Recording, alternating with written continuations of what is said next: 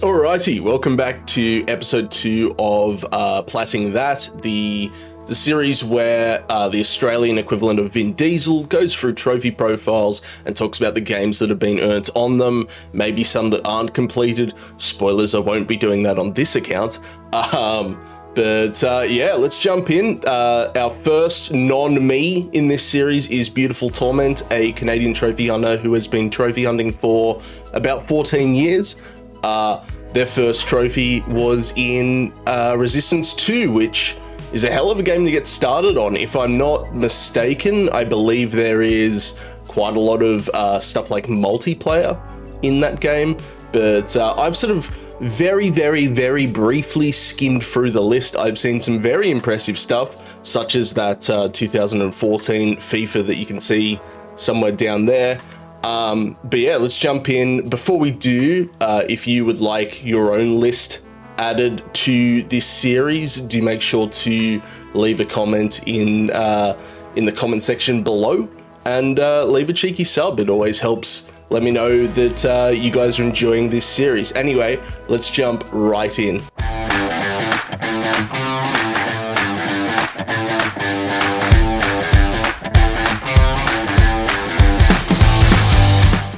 So before we scroll too far into the actual games, I do want to point out the 99.66% completion rate. That is seriously very impressive as someone who knows what it's like to add a game and watch your completion rate plummet. You have a lot more self-control than I do to manage to bring it back up. I also want to point out that from the little bit that I've seen so far, there's not much in the way of sort of easy peasy plat fodder sort of games to pad that, which is seriously impressive. Way to completely and utterly dwarf my own profile in episode 2. But yeah, let's jump right in. So the first game here we have is 1000 top rated, which I think was like one of the OG sort of easy peasy games, right? It's a puzzle game from memory where you sort of slide tiles around.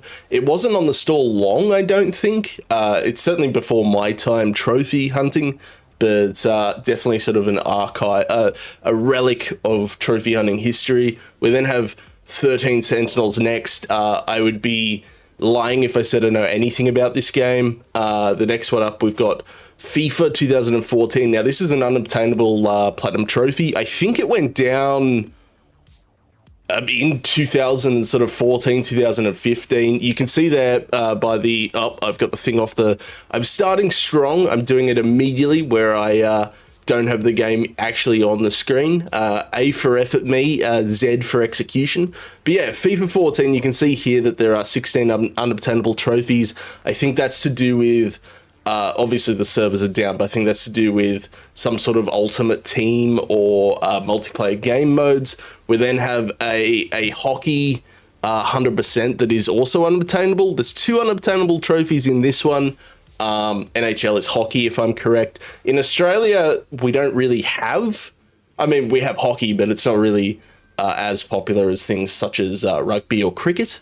We then have a Final Fantasy here, another 100%. I like that you've got quite a lot of 100%. You can sort of see below me as we're scrolling here that we actually have quite a few. Certainly a lot more than I have on my accounts. I don't know if you, BeautifulTorment, do you find it sort of hard to do 100% because there isn't a platinum at the end of them? It seems to be that you don't necessarily have that problem. A Way Out is a very impressive one. It's a co-op game where you essentially are breaking out of prison. The trophies are, for the most part, tied into sort of random events along the way, such as weightlifting and stuff like that.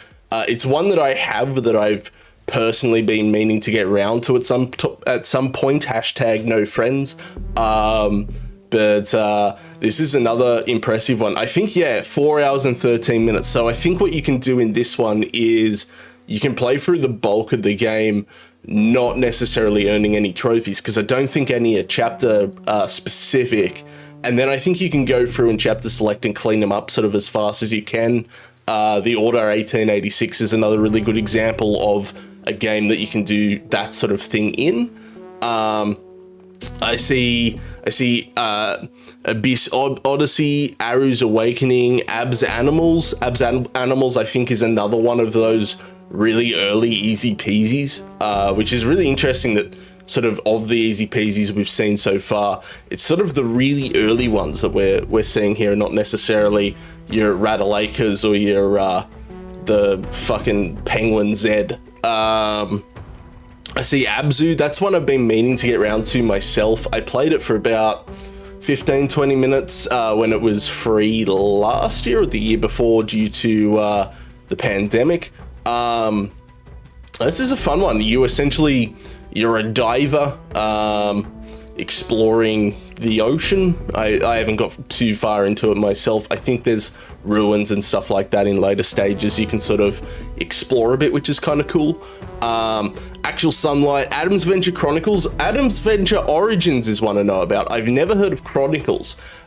These are essentially, do correct me if I'm wrong, but these are essentially sort of baby's first Uncharted, if I'm not mistaken. You're exploring ruins and stuff like that. I have not heard good things about Origins, so I assume Chronicles is probably the same.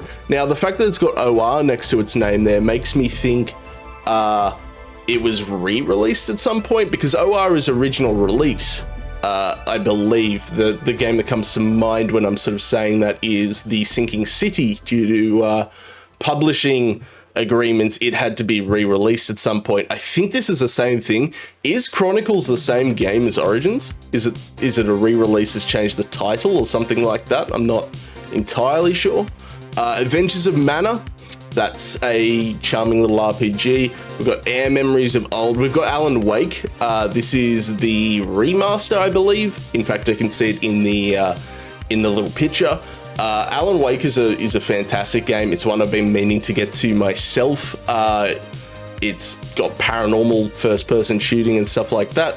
I have never actually played the original Alan Wake. I know, I'm slacking. I'm definitely slacking. But it seems interesting. I definitely liked the references to it in the second of the Control DLCs. This is one that I have myself that, again, I just haven't got around to actually playing. Would you recommend it? I see you did it very recently in March. You might have noticed so far too, we haven't hit a single game that isn't 100%, which is seriously very impressive. The Alien Breed series is one that's always sort of interested me. It's a PS3 sort of shooter sort of series. We then follow it with a series that is very near and dear to my heart, Alien Isolation and Alien vs. Predator. I would love to do Alien vs. Predator at some point. The game is like, you got to put a mortgage on your house to be able to buy it over here. Also, PS3 boosting, I don't know what that's like in 2022. I assume it's not necessarily very fun. These are two fantastic games. I definitely talked about Alien Isolation in my own profile. You are alone on a spaceship with an alien chasing you. You've got to fight androids and solve some puzzles. There's a lot of crafting. It's a survival horror. Alien Isolation definitely sort of overstays its welcome to an extent. I would say it's kind of like Lord of the Rings, The Return of the King, where you've got like 16 different spots that would have been good endings. But it's a very fun game at the same time. Definitely one I would recommend. Your trophies are beating the game without dying, doing it on the hardest difficulty, not killing any humans during a playthrough, dying 100 times. There's definitely a lot of sort of challenging but rewarding trophies in Isolation, I would say. You do have to bear in mind that it is a little bit buggy. Aliens vs. Predator is the same sort of deal. You got to do it on the hardest difficulty. You've got to get collectibles. I think there's quite a few collectibles. It's got 3 campaigns. You play as a Marine in one campaign, a Xenomorph named Six from memory. It's been about a decade since I played that game. I had hair when I played that game. Yeah, Six is the alien, and then you play as a rookie predator, and sort of the 3 campaigns kind of interlap. You might be the Marine with some mates, and the mates get picked off, and then in the alien campaign, you find out that you're the alien that picked them off. There's some cool stuff like that. I remember being very hyped for Alien vs. Predator when it launched, and I liked it. I know a lot of other people didn't. Maybe I'm just a bit dumb and like popcorn games, probably. But that's one that was definitely near and dear to my heart, sort of when I was in early high school, or secondary school, as I'm sure other places in the world call it. But yeah, Aliens vs Predator is one I would definitely love to do at some point. Do let me know what boosting it's like in 2021 to 2022, because I see you did that last year. I've talked about Alien long enough. That's actually, do you have plans on doing Colonial Marines at all? Are you going to sort of try and finish the and Alien Fireteam Elite? Are you sort of aiming to finish the series on PlayStation 4 and above? I am curious. Do let us know. Next up we have Altered Beasts. We've got Amnesia Memories. Among the Sleep. Among the Sleep is a horror where you play as a toddler in his nightmares from memory, right? I think I watched Achievement Hunter play that game back in the day. Wow, that's dating myself. Next up we have a stack of Among Us. I think we all know Among Us. Fun fact, I might be the only person on the planet who has never played a single game of Among Us. Is it worth going for the Platinum? I assume you've got to have, what, 10 people to boost with? Isn't there? I think there's 10 in the lobby, right? Like I said, I actually avoided Among Us. Everyone else was playing on their phones. I had a PlayStation 4 to play at the time. But yeah, I've heard fun things. You can see there that the PS5 version only took an hour to do. I'm assuming that's because most of the trophies auto pop. I'm guessing most things auto pop, but you've got to go in and maybe do some wins as a killer or something. Don't quote me on that, but that's an impressive little stack there we've got. We've got Anarchy Reigns, Another World, Apotheon. Apotheon's a fun one. This is essentially a side-scroller sort of set in Greece. I think it was free on PS Plus years and years and years ago.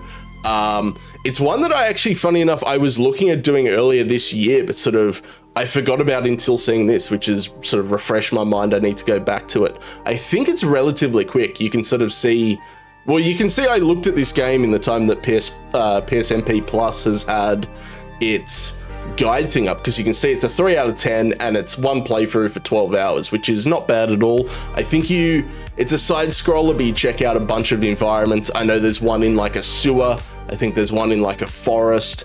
It's definitely sort of a very underrated side scroller, I would definitely say, from what I've seen. It's one that's worth playing. Do go check it out. It's a 6%, so you know, not a lot of people finished it, but a 3 out of 10, so it's not massively challenging. We have Aquaparza here. Aqua Plus Dream Match. I don't know what that is. My mind is very curious. Is it water polo? Are we surfers? A giant killer whale? I don't know, but that's a hell of a name. And then we get into a seething mass of arcade archives here that, because I'm a zoomer, I have no clue what half of these are. Ajax, Armed Death, Bomb Jack, Bubble Bobo, Butterson, City Connection. I know what Contra is.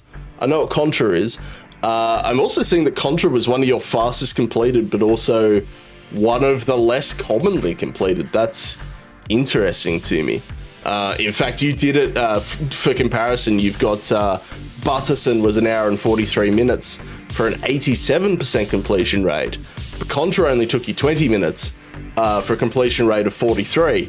I just had a mini panic attack that I was going to actually scroll my eyes across and see that Contra was a higher completion rate and that I was an idiot.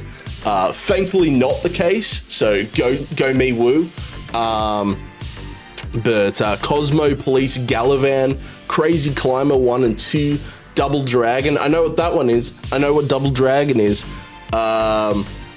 Xarian, Flak Attack, Gradius 2, Iki. Let me do some scrolling. Let me make sure it's on the screen this time. Karate Chop, Kids Horse, Daisakusen. Kids Daisakusen.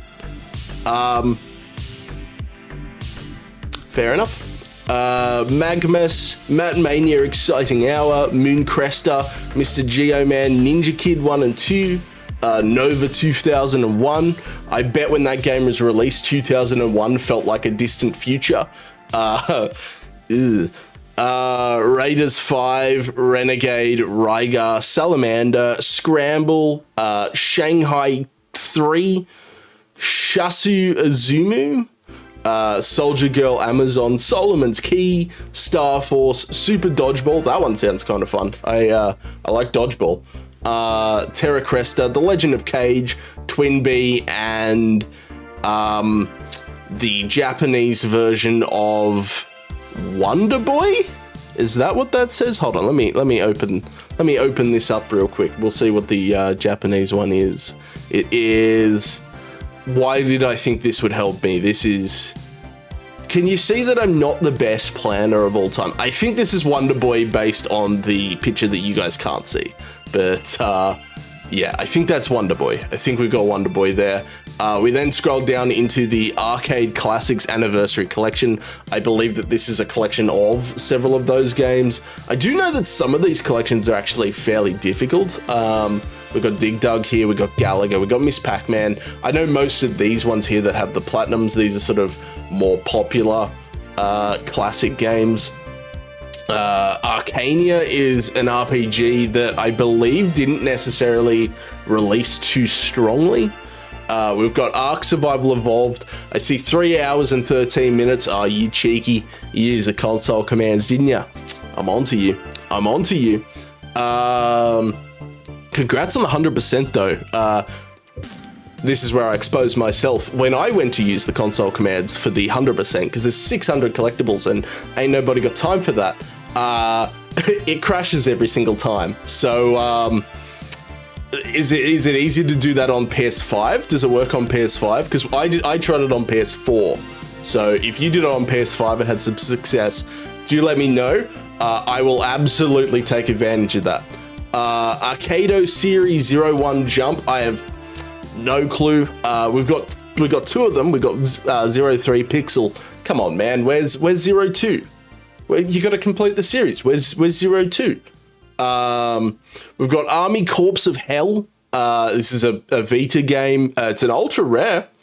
2 weeks and 4 days. That's actually pretty impressive. Your good old ultra rares usually take a lot longer, hence why they're ultra rares.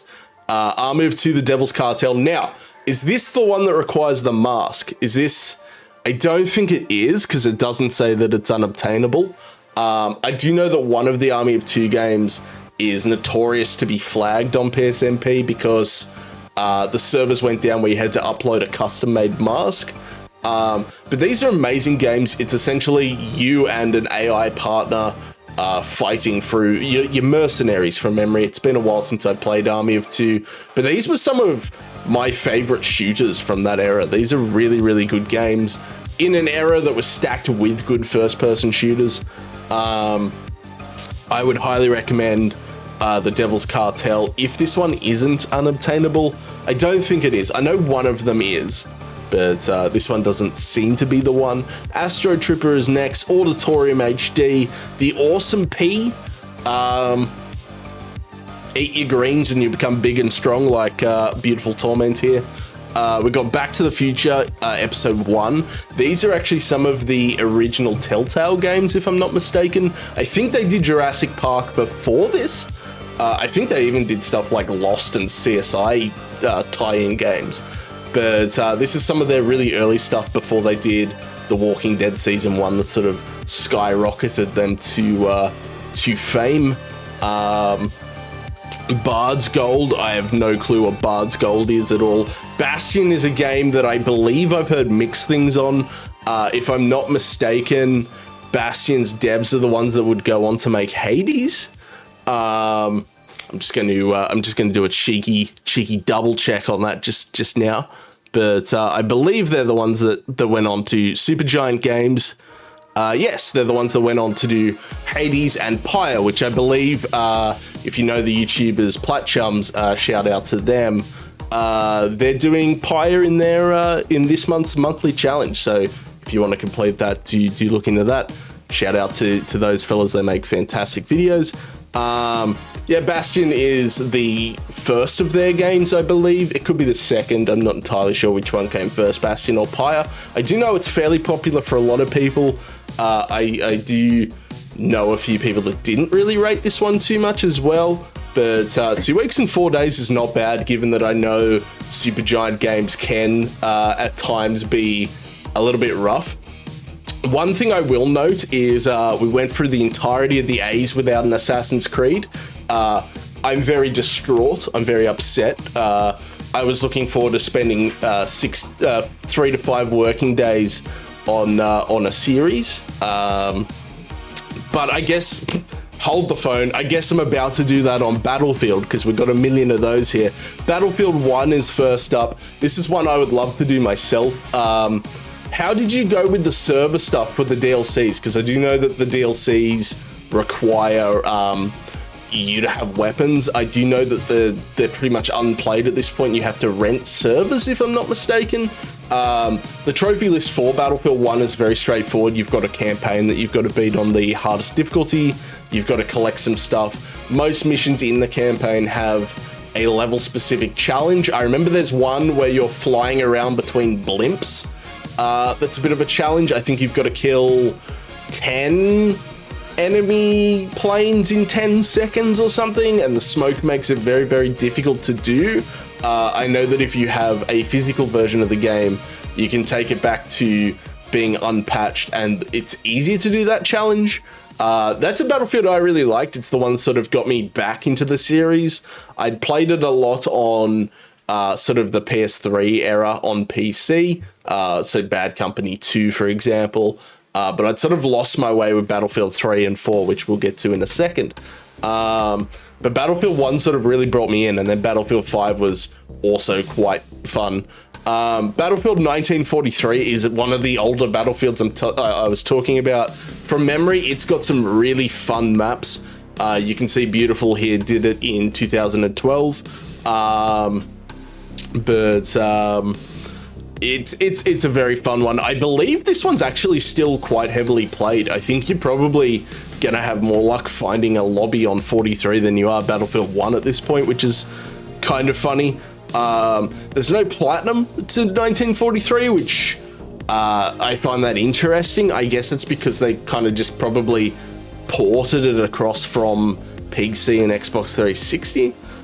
We then have Battlefield 3, which is one that's sort of set in the modern day. I didn't like Battlefield 3 personally. I think from memory, it was very buggy at launch. It launched in about 2013, so you can see, 2012 based on the timestamps there. You can see the Beautiful Torment did it around launch. Did you have any issues with it being buggy? Because I do remember that being a thing. Battlefield 4 then followed it up. It's another modern day one. It's another one I wasn't a big fan of. You can see it's significantly quicker to complete than Battlefield 3.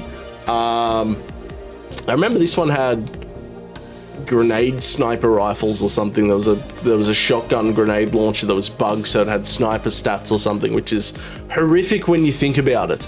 And then we've got Battlefield 5, which this one was free on PS Plus last year. Yeah, last year.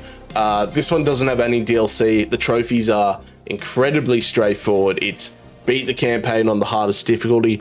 I did it on the hardest difficulty. I have since heard you can do it on easy and switch at the final checkpoint of each sort of mini chapter to the hard difficulty. I'd honestly probably recommend that because the hard difficulty is not very well balanced. The AI knows exactly where you are at all times. But it's a fun one. You ski for a bit. I definitely enjoyed the multiplayer a lot more than the campaign, which usually for a first-person shooter with me, it's the opposite way around. I really like the stories. I find settings like World War II, even though we've been definitely oversaturated over the years, I find them a lot more interesting than modern-day sort of settings or multiplayer.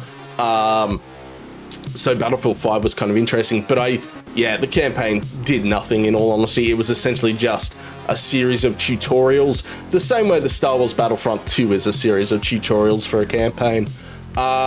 The multiplayer, though, was pretty fun. I did it when PS Plus was a thing. I don't know what it was like for you in December of 2020, where the lobbies are very full. But when I was doing it, the lobbies were definitely very, very full. Tanks were OP as hell. They were always terrifying to verse. You'd be running across a field and hear a rumble, turn around, and there'd just be a tank sitting behind you, and, you know, you sort of just bent over. But yeah, Battlefield 5 was a fun one. And then we get into a really, really impressive one here. Battlefield Bad Company 2. First up, this game has an amazing campaign. Absolutely great one. And second up, this game has an insane trophy list from memory. The multiplayer is something like, I'm going to get it up here. The multiplayer is something like you've got to do 10,000 kills or something like that from memory. In the campaign, you got to destroy 1,000 objects. I'm sure that's not very fun. Never mind, it's a more than 50%. I'll stop talking now. But if we get down into the multiplayer here, where are they? Are they not? Is the platinum not rare? Where are the trophies I'm thinking of? Are they DLC? Am I crazy? Demolition kills is apparently difficult. Knife by friends is apparently difficult. I wouldn't recommend that one. Is it the DLC that's notorious? I'm crazy. Apparently, it's a Battlefield Bad Company 1. One of them has like 10,000 kills or something ridiculous. You can see here, it's got that traditional thing that Battlefields do, where they've got an awful DLC where it's get some stars on a primary weapon or obtain them in a DLC. They're always very hard to get a hold of. But yeah, Bad Company 2 was an amazing game. I would love to go back to it at some point. It's just, I know it would be such a time investment. I do also feel very betrayed by the fact that I couldn't find the trophies I was thinking of. I must be talking about Bad Company 1, but it's a 6% rarity for a reason. It is a time sink either way, on a game that is, 15 years old at this point. We then have Beat Hazard Ultra, Bejeweled 2. Bejeweled 2 is like a gem sort of one. You can see it did it in 2009, so we're going right back to sort of the origins of trophies. Beyond Good and Evil is another one of those classic PS3, very early trophy ones. I then see that we've got Bioshock 1 and 2 here. We don't have Infinite. I like your thinking. It's not worth your time. Bioshock 1 is a fantastic one. The trophies are essentially just taking a lot of selfies, taking photos of the enemies, researching them, I think it's called. Essentially, you're taking photos of them while they're being affected by different elements to sort of work out what their weaknesses are and stuff like that.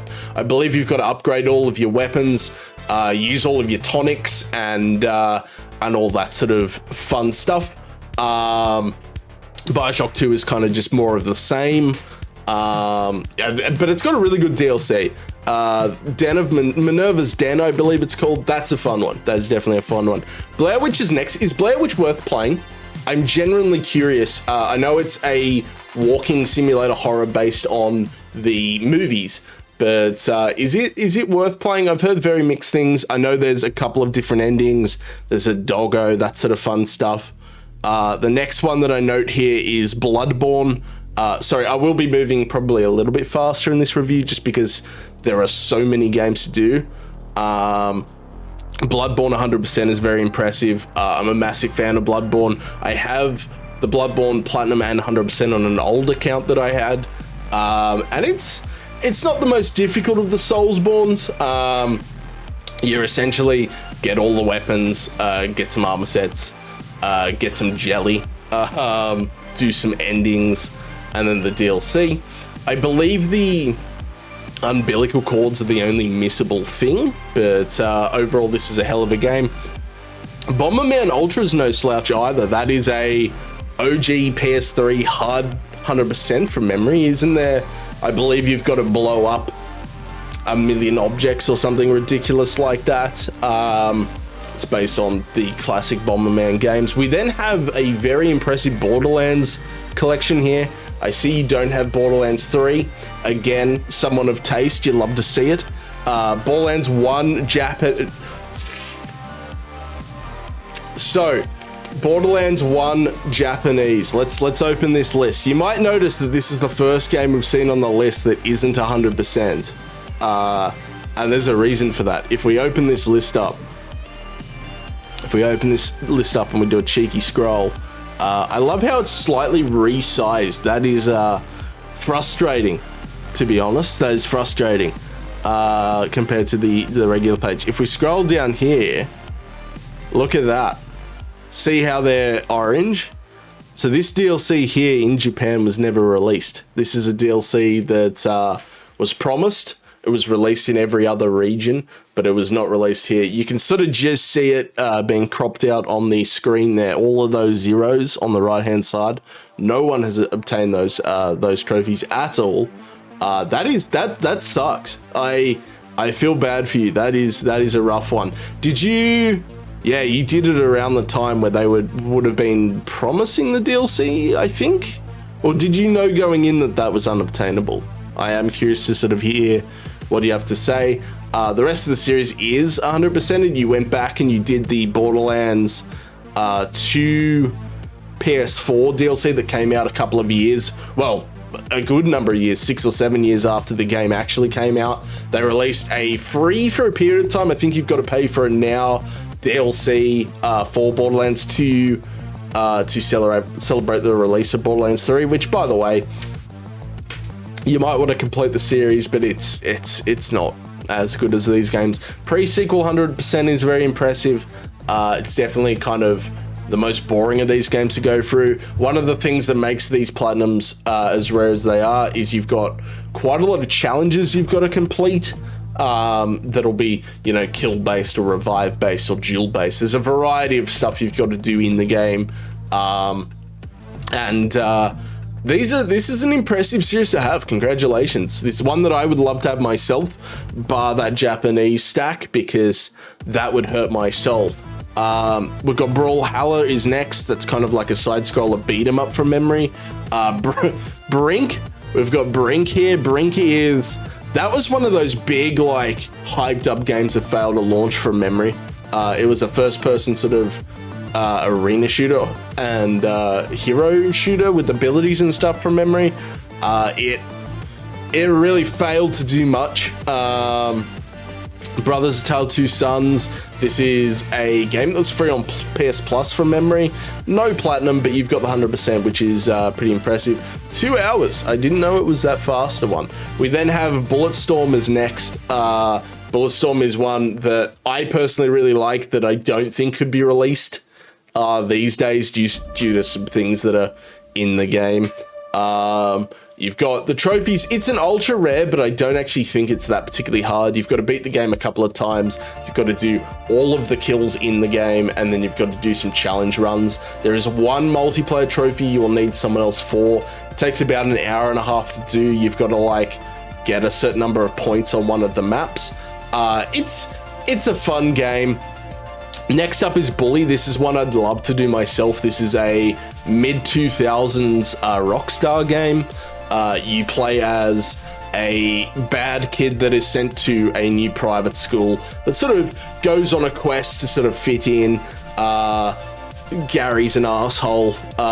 There's a hobo on campus that in 2022, probably not the best character to have. But it's a classic mid-2000s Rockstar game. They were all fantastic back in the day. This is another one of them, which, where I'm from in Australia, isn't actually called Bully. It's called Sick Parvis No, that's the Uncharted thing. What's it called? Kane Carnus Edit, I think. Dog Eat Dog is what it's called in Australia. And I think so in Europe as well. But that is one I would definitely highly recommend. It's one I would love to get to myself at some point. I see it on sale all the time for cheap, so maybe I'll do it in the next year. Next up we have Burly Men at Sea. Think me times 3 on a small boat. It's an artsy little game. It was free on PS Plus. I have this one as well myself. The guide says 3 hours. You did it in 2 hours, so that's kind of actually pretty impressive. I'm seeing the next game, Burn Zombie Burn, which I've never heard of, reoccurring theme, but that's an unobtainable. 4 unobtainable trophies, and you're only halfway through. If I open this up, I've got my fingers crossed. I've got my fingers crossed that you have these 4 trophies here. Okay, no. Oh, no one's got them. This is another DLC that was promised to be released but wasn't released. That sucks. That is awful. I'm really sorry to see that. Wow, what a wind out of the sail that you have a 99% completion rate, and 2 of the games we've seen so far are unobtainable because they weren't bloody released. That's a rough one.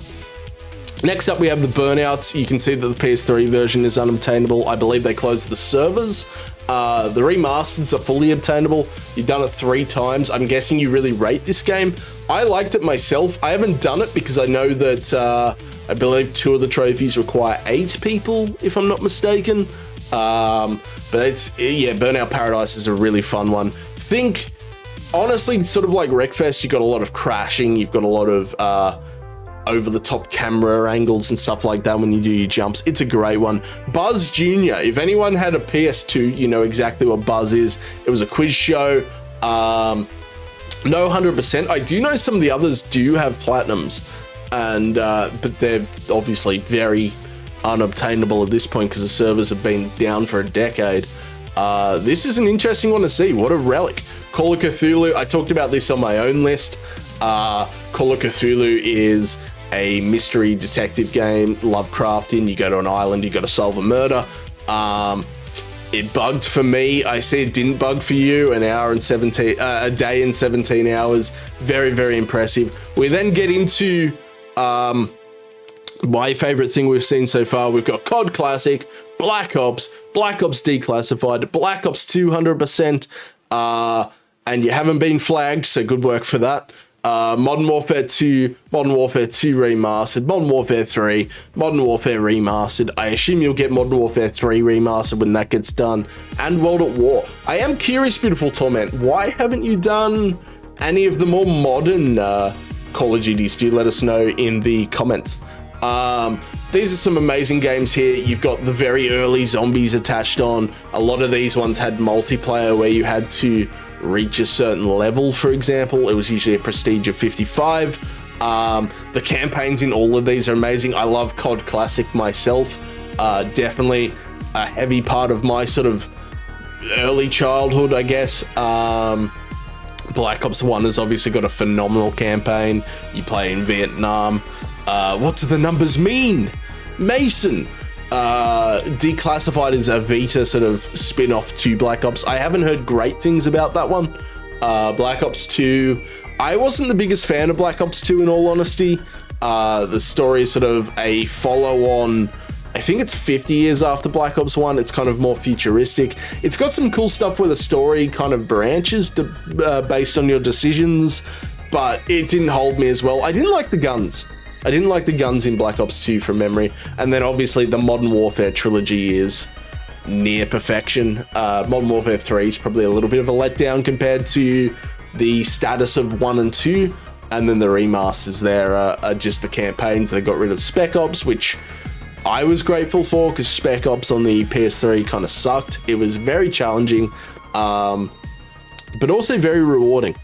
And then World at War, of course, is one of my favorite Call of Duties. You have 2 campaigns. Essentially, you have the first half of the game is kind of the United States fighting in the Pacific, and then the second half is Russia on the Eastern Front.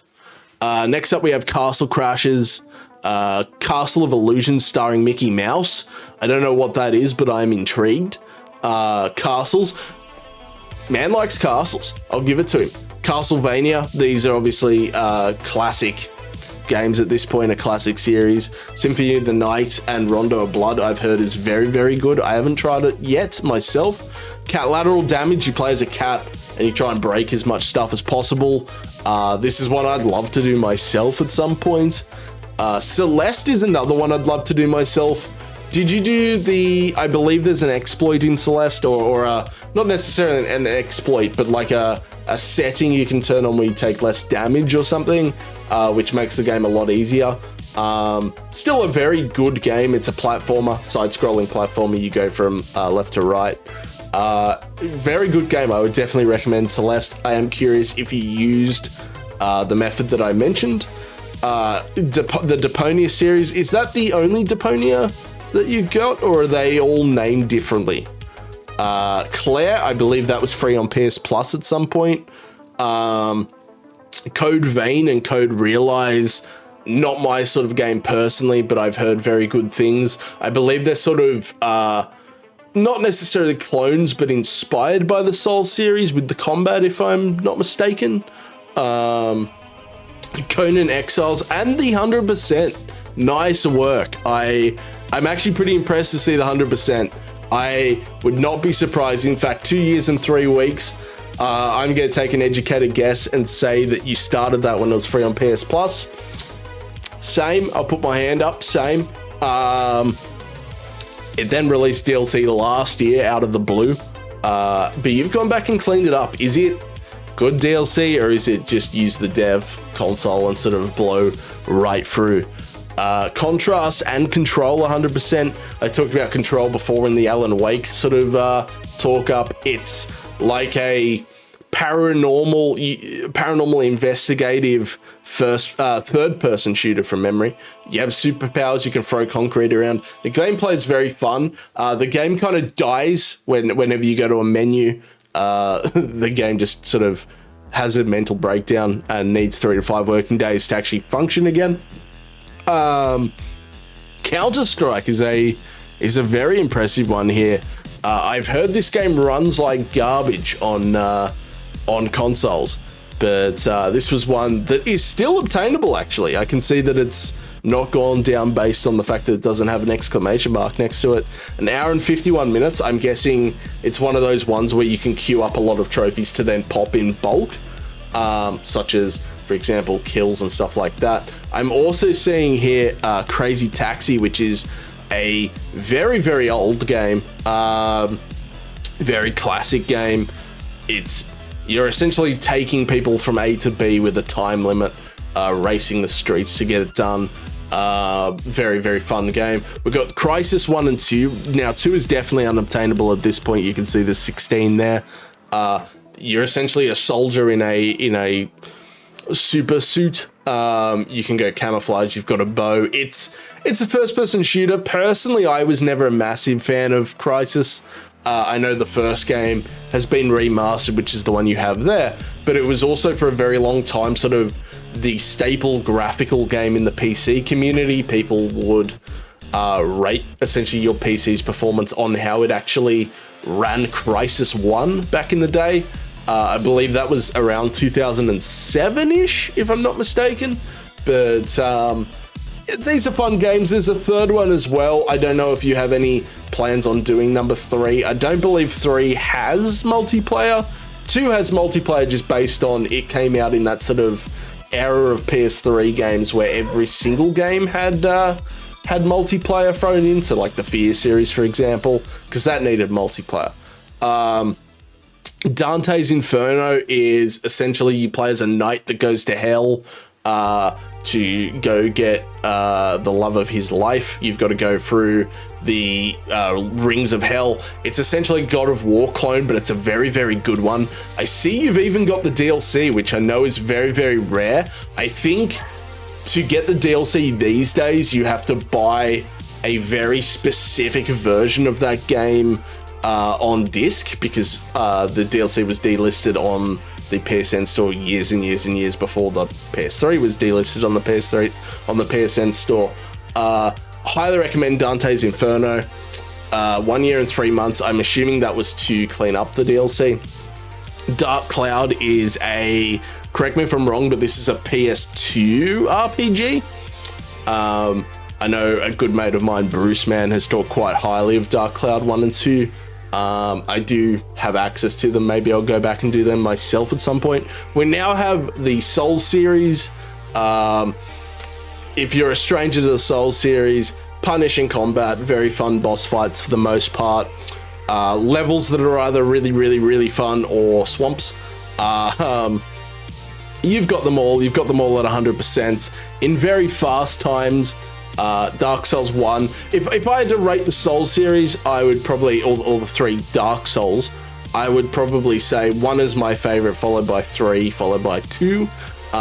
2 just has like a gauntlet of really crap areas in the middle of the game that I find very hard to find the motivation to go and do myself again after playing those games so many times over the years. The trophies in these are not too bad. They're things like getting all the weapons, getting all the rings, getting all magic and stuff. These are usually tied to semi-missable NPCs or the souls of bosses that you kill that you could redeem for other things as well. So they're usually recommended to sort of have a guide up on the side just so you sort of know what is going on at all times. But an amazing series, we all know about it. Dark Souls 1 and 2, and you've got Dark Souls 2 on PS3, which is unobtainable due to the postal system being down, I believe. I think from memory, one of the trophies was tied to sending an item to another player or something like that. These are amazing games. The first one is essentially a Metroidvania Zelda sort of clone, and number 2 is kind of heavily inspired by things like Skyrim in that you've got a loot system for items and stuff. Very fun games. The first one is definitely my favorite. I would recommend the third game. I don't know about Genesis, but I would definitely recommend number 3. It's not as bad as people say it is. Day of the Tentacle is a Lucas Arts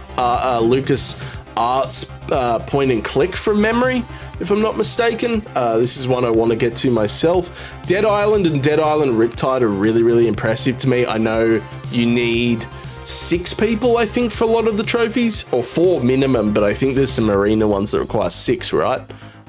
These are fun games. They're open world on an island resort where there's a zombie apocalypse. You're using items that you find on the ground to sort of fight them off. This is the game that inspired Dying Light, which is a personal favorite of mine.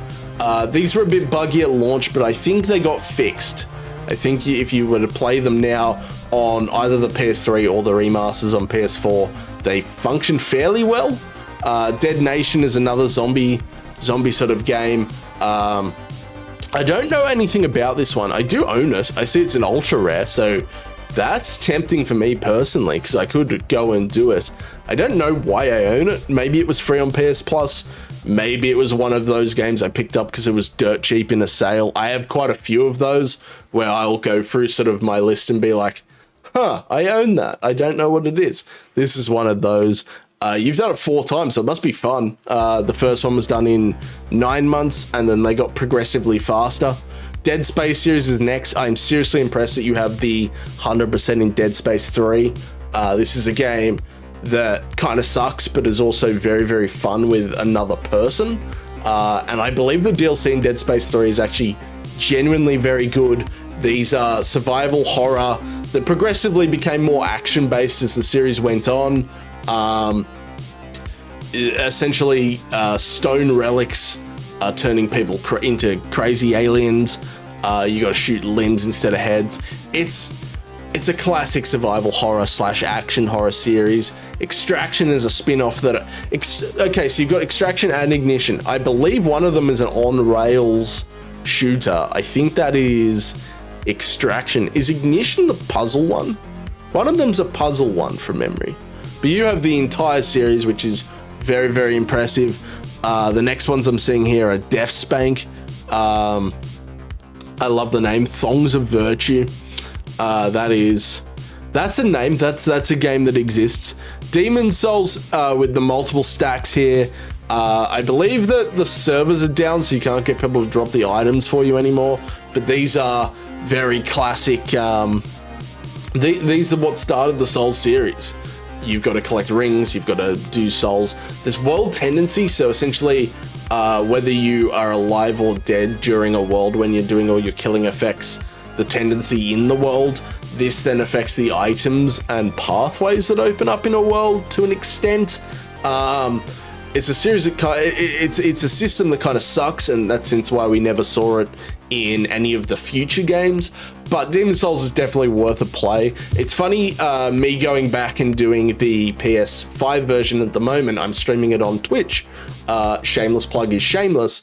I don't like it as much. I find the areas aren't as well polished as I'd remembered, but it is still a solid game. Destiny's 100%. In fact, I see Deponia here as well, which makes me think we'll probably see the rest of the series as we go, and they just have names that don't line up in a series. I hate when games do that.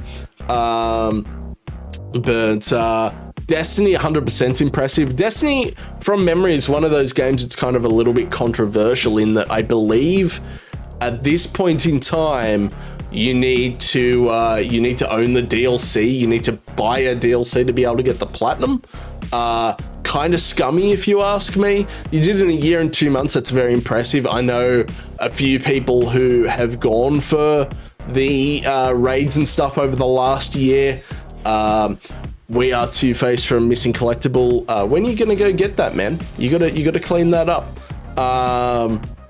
It's a great game. I did a little bit of boosting with some mates for that on one of my alts. I wasn't going to start the game myself because that is a massive time commitment, but Destiny's an impressive one. Do you have any plans to do Destiny 2 at some point?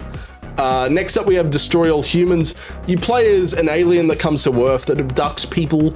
I believe you can wear people outfits and stuff like that. These are very fun games. I played 1 and 2 on the PS2 way back as a child. I haven't had the chance to play the remaster yet. I would love to, but these are amazing games. Diablo 3 is an impressive one. What I find interesting with the Diablo 3 here actually is it doesn't have DLC. So does that mean the DLC version was a standalone the same way Dragon's Dogma did a standalone with Dark Arisen? But Diablo is a isometric RPG loot based. You sort of go through dungeons to get better loot to then go and fight other stuff. It's a fun one. Disc Jam, from memory, is one of the very first games to get trophies, if I'm not mistaken. That's quite an impressive one in 2017. So you didn't do it when it came out, you did it years and years later. Disgaea, I know nothing about. But impressive that you've got a lot of the series. I'm seeing some ultra rares. I'm seeing that Absence of Justice and D2 are both ultra rares, which is really impressive. We've got the Doki Dokis. Don't Die, Mr. Robot. Oh, okay. I'm seeing something juicy here. I'm seeing the Doom series completed. I'm seeing Doom. I'm not seeing Doom 2, but I do know that the Doom 3 BFG edition does have 1 and 2 in its trophy list, so you have technically done Doom 2. These are some pretty impressive ones here. Doom 64, I think you can just kind of level skip from memory. But Doom and Doom Eternal, I believe Doom 2016 was briefly unobtainable because I was looking at doing it myself about 6 months ago, and I believe so it must have been fixed. But I do know for a while the snap maps were glitched. You couldn't do the snap map trophies. These are very fun games. They're first person shooters. You're essentially brutalizing demons from hell on Mars. The original games kind of are like hallway first person sort of things. The ones made by Bethesda are very fun first person shooters, much the same way that they remastered Wolfenstein. We then have Dragon Age 2 and Origins No Inquisition. I like your taste. Dragon Age 2 kind of sucks. The DLC is a little bit better, but it's all set in one giant city that all looks the same. Origins is an amazing game on the other hand. Amazing story, very fun environments. It's aged like you left wine out in the sun, but yeah, I would still recommend it. The DLC's kind of fun, but the base game is sort of what you're there for, and it's a very, very good one. We've got some Dragon Ball. The next one that's really standing out to me is Dark Arisen in a week. Dragon's Dogma was the game that killed Skyrim for me. When that game came out, I couldn't go back to Skyrim just because of how amazing the combat in Dragon's Dogma is. I'm still devastated we never got a sequel. Dragon's Dogma had a really cool system where you made like a companion, right? You had a side character that you created yourself. You gave them a class, all that sort of fun stuff. you could then rent that side character off to other people, and that character would then learn different types of enemies and their weaknesses based on whoever the renter was fighting at the time. This was an amazing game, a very unique RPG. The world was kind of a bit plain, the story was nothing special, but the gameplay itself was amazing, and the DLC really added some stakes. It was like an island that kind of was more hardcore compared to the base game. I believe there was 100 floors you had to beat, and a roaming boss kind of in between that would hunt you down. It's an amazing one. Drawn to Death twice is very impressive. I remember the YouTuber Snickle going for that back in the day. Shout out to Snickle, another fantastic trophy hunting YouTuber that I highly recommend. These are unobtainable now, as you can see. I believe all 28 trophies. Yeah, all 28 were server based. You can't get them anymore, but it's impressive that you got them both times. I believe the Japanese version you can auto pop based on that. We then have some Duke Nukem. Now, if I'm honest, I liked the Duke Nukem that came out on PS3. I know everyone else hated it, but it was setting out to do one thing, and it sort of achieved that, if you ask me. We've then got a lot of Dungeons and Dragons / Dungeon Defenders. Dying Light complete. How did you go with the Bozak Horde? I've talked about this on my own account. The Bozak Horde is like a 30-minute, 20 wave-based challenge arena. You've got races, you've got to kill zombies in a certain amount of time. Dying Light is the successor to Dead Island. Very fun game. Highly, highly recommend. I'd recommend Dying Light 2 at some point. Dynasty Warriors. Emily Wants to Play is one that I own, but I haven't played yet myself. I watched Achievement Hunter play this way back in the day. You're essentially in a house.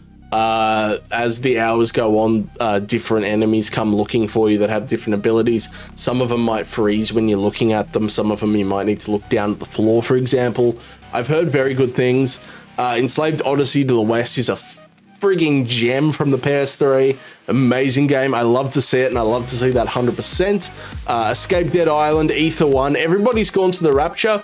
Mert KK, another amazing YouTuber. Shout out to her. She did a video on this very recently that got me interested in Everyone's Gone to the Rapture. I believe it's a walking simulator in Shropshire, England, or something like that. I know it's in England. Apologies if I got the county wrong. And you're essentially reliving memories, I believe, of people that have since gone missing. I'm seeing the Fear series, which is incredible that these are 100%. I talked about it earlier. Fear 2 has multiplayer that is now unobtainable and was ridiculously hard. If I open this list up, we can take a squiz. You've got hard difficulty trophies, but I think the ones that I'm looking for here are, yeah, you can see, you've got to control a control point 10 times, ranked kills with guns, blitz matches with the flag, survive an entire ranked deathmatch. Some of this stuff is actually pretty annoying. You got your level trophies there as well. You've got to get to second lieutenant, 4-star general, etc, etc. It's a very grindy multiplayer in a game that really didn't need it. We've then got Fall Guys. I'm noticing you did the Platinum on the 1st of June. That's coincidentally just after the Infallible trophy had that little glitch where you could do it in private lobbies. We then got Fallout 4 and Fallout Shelter. Fallout 4's DLC. There's millions of really crap DLCs. It is nice to see that 100% though. Far Cry 3, Blood Dragon, and 4. How did you go with 4's multiplayer in 2020? I got very, very lucky myself. I was able to just load into some lobbies just casually and get all the trophies. Open world, first person, survival sort of things. Not survival, more action games. 4, you get to ride an elephant. 3 is known for its villain. I personally think 4 is the best of the bunch. Blood Dragon is a very fun 80s sort of themed synthwave spin-off. You play as Michael Bean, so what's not to love there? Fat Princess. There's a second one, Fat Princess Adventure. I didn't know that existed. We then have some FIFAs. I am sorry to see that FIFA 09 is there. That's another unattainable. FIFA games, their servers go down so fast, but you do have FIFA 22 done, so that's actually quite impressive. We then get into a metric motherload of Final Fantasies. So we've got Final Fantasy 9, Type 0, 7 Remake. Do you prefer the original or the remake? 8, 10, 10-2, 12. I didn't even know there was a 12. 13, 13-2, 14, 15, 68, 112, 717, 1109. There's a lot of Final Fantasies at this point. Final Fantasy is a staple of the JRPG sort of genre, turn-based fighters. I liked sort of the more older ones sort of as the series went on, and I kind of lost interest. My favorites are definitely things like 4 and 6, and the original 7. I didn't like Final Fantasy 7 Remake. Feel free to beat in the doors and tell me why I'm wrong. But yeah, and then ones like 10 and 10-2 and 13-2 and 13 part 409. At that point, it just kind of gets a bit too complex for me. Comrades is an interesting one to see you've done twice. So the unobtainable trophies in 15 is this Comrades DLC here. They made it standalone and unobtainable to do in 15, which is kind of really shitty when you think about it. It's like a point-based multiplayer, I believe. We've got Five Nights at Freddy's. Will you be doing Security Breach as well? Five Nights at Freddy's is obviously the game that took the internet by storm in the mid-2010s. Hour-based survival thing where you hang out in a booth for 6 hours. Flow, and I believe Flower was the game that the people by Journey made first. What else do we have here? We've got some Frogger, where you jump across a road to avoid cars. Fruit Ninja, if anyone had an iPod Touch in 2009, you know what Fruit Ninja is. You're slicing up some fruit. I assume the trophies are probably based on murdering watermelons. I'm seeing Galaga, but I'm also seeing a game that I'm really impressed by. Game of Thrones. This isn't the Telltale one. This is the good one. I don't care what anyone says. This game is great. It's kind of based on the TV show / book. George R.R. Martin is a maester in this one. You play as two characters. You play as a priest of R'hllor, and you also play as a former Night's Watch member as they sort of tread the political fields. Game of Thrones Telltale is there as well. I wasn't as big a fan of this one. I do wish we had got a sequel though. I think I would have liked this one more if it had been set sort of during Robb Stark's conquest and not at the end of it. Conquest campaign. I love Game of Thrones. I actually read those books. I know I don't look like a reader, and I'm definitely not a reader, but I did really enjoy those books. And I wish we had more sort of gaming content around them. Genshin Impact is an impressive one. I believe this is like a JRPG MMO. It's also, I believe, the first PS5 game we've seen on the list, right? Geometry Wars, Ghostbusters, the video game, I believe. You can't buy that on the store anymore. Goat Simulator 100% is really impressive. It's got quite a bit of DLC, stuff like, I think there's a World of Warcraft DLC and a Zombie Apocalypse DLC, and one in space. Flappy Goat is the bane of my existence. We then get into a massive God of War series. We've got God of War, we've got God of War Remastered, Reimagined, I guess, 2018. God of War 2, God of War 3, Ascension, Chains of Olympus, and Sparta. These are amazing games, hack and slashes. Like I said before, they inspired Dante's Inferno. The trophy lists are usually not too bad. You've got beating the game, getting orbs and stuff like that. You usually have to beat it again on a harder difficulty. The thing that sucks about all of these God of Wars, except for 2018's, is you have a... Oh, that hurt. I don't know, I've got a bolt up my arm just then. Most of these games you have a challenge mode where you've got to beat several challenges, and I've only really done God of War 3's. The one where you got to break all the pots in 20 seconds can bugger off. That one sucked. but a lot of these all have those. But very good games. I'm hoping that we get these on that new PS Plus subscription thingy at some point. We're in the G's and we're at an hour mark, so strap in, get your finest popcorn. We're going to be here a while, I think. Alrighty, I took a little bit of a break in the middle there, went and did my stretches, you know, made myself comfortable because we're here for the long haul. Next up, we've got Goosebumps. This is a point and click, I believe, based on the children's books. We then have some very impressive GTAs here. GTA 4 is a monster to get the platinum in, I believe. A lot of multiplayer.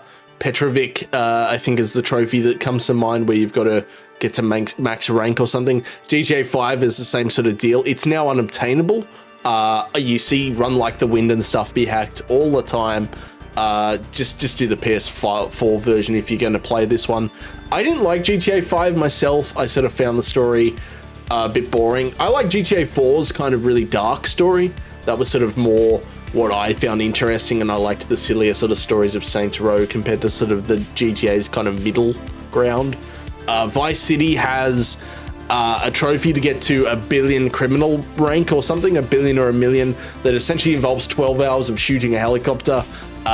Very fun games. I don't know if you were the same as me, Beautiful Torment's, but going back to these games after them being your childhood, they're a little bit rough. I've done GTA 3 and I've started San Andreas myself. I assume Vice City is the same sort of deal. We've got some Gravity games here. Greg Hastings Paintball. I have so many questions. Grow Home, I've heard, is a good one. That's one I've looked at maybe doing myself at some point on the PS4. Guacamelee is one that I've had recommended to me. You play as like a luchador, I believe. I've heard very, very good things. Hades is the next big one that I'm seeing. How did you find Hades? One of my good mates recently, We Are Two-Face from Missing Collectible, who are a wonderful YouTube channel. Do go and check them out. Recently got the platinum of this as of today, I believe. Congratulations, man. Hades is a top-down roguelike. Personally, I'm not the biggest fan of it. I know I'm the only person on Earth. I'll have to go back and get this myself. How did you go, Beautiful Torment, with the RNG on getting the character dialogue and the boons and stuff like that? Because I've heard horror stories. I've definitely heard horror stories. Hardware Rivals is an unobtainable one now. You can see that the entire list has gone down. That's a very impressive one. Hawken was like an MMO mech suit prior to Titanfall from memory, right?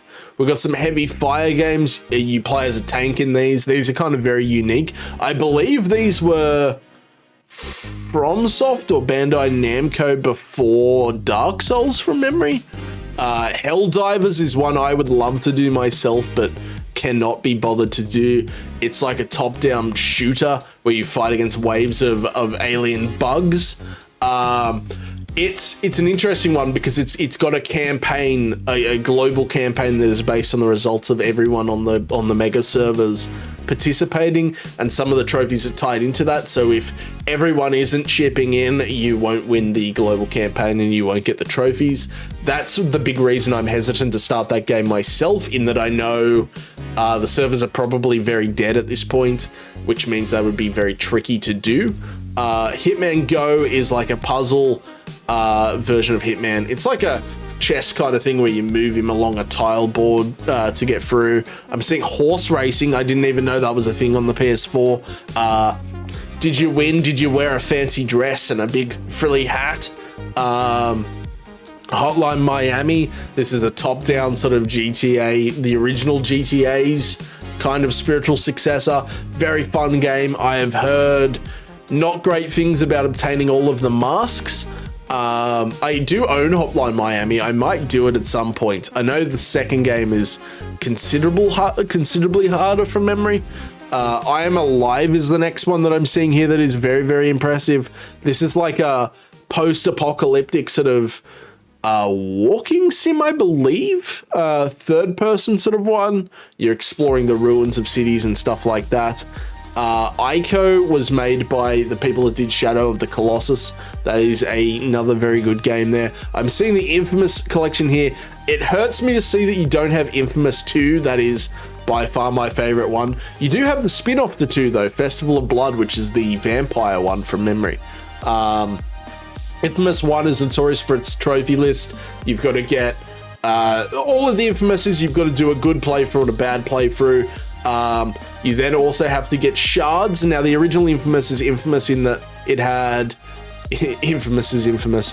It had a lot of shards and no way of tracking them outside of going to very early websites and like printing off a map. Thankfully, the rest of the series actually has map markers for its stuff. Inner Space, Intruders, Iron Cryptical. I don't know a lot of these games. I would be interested to see how many of these games I don't know you would actually recommend if they're worth the time investment. The Jack series is obviously very, very impressive. I'm very impressed that you didn't use the debug menu on Jack 2. I know that's a very tempting thing to do. Do you have any... these are essentially like collectathon platformers for anyone who didn't have them on the PS2 era. I am curious to see if you decide to go in and do Jack X at some point. It's like a combat racer in comparison. I'm also interested that you didn't have the Crash Bandicoot series. Is this not typically your style of game by any chance?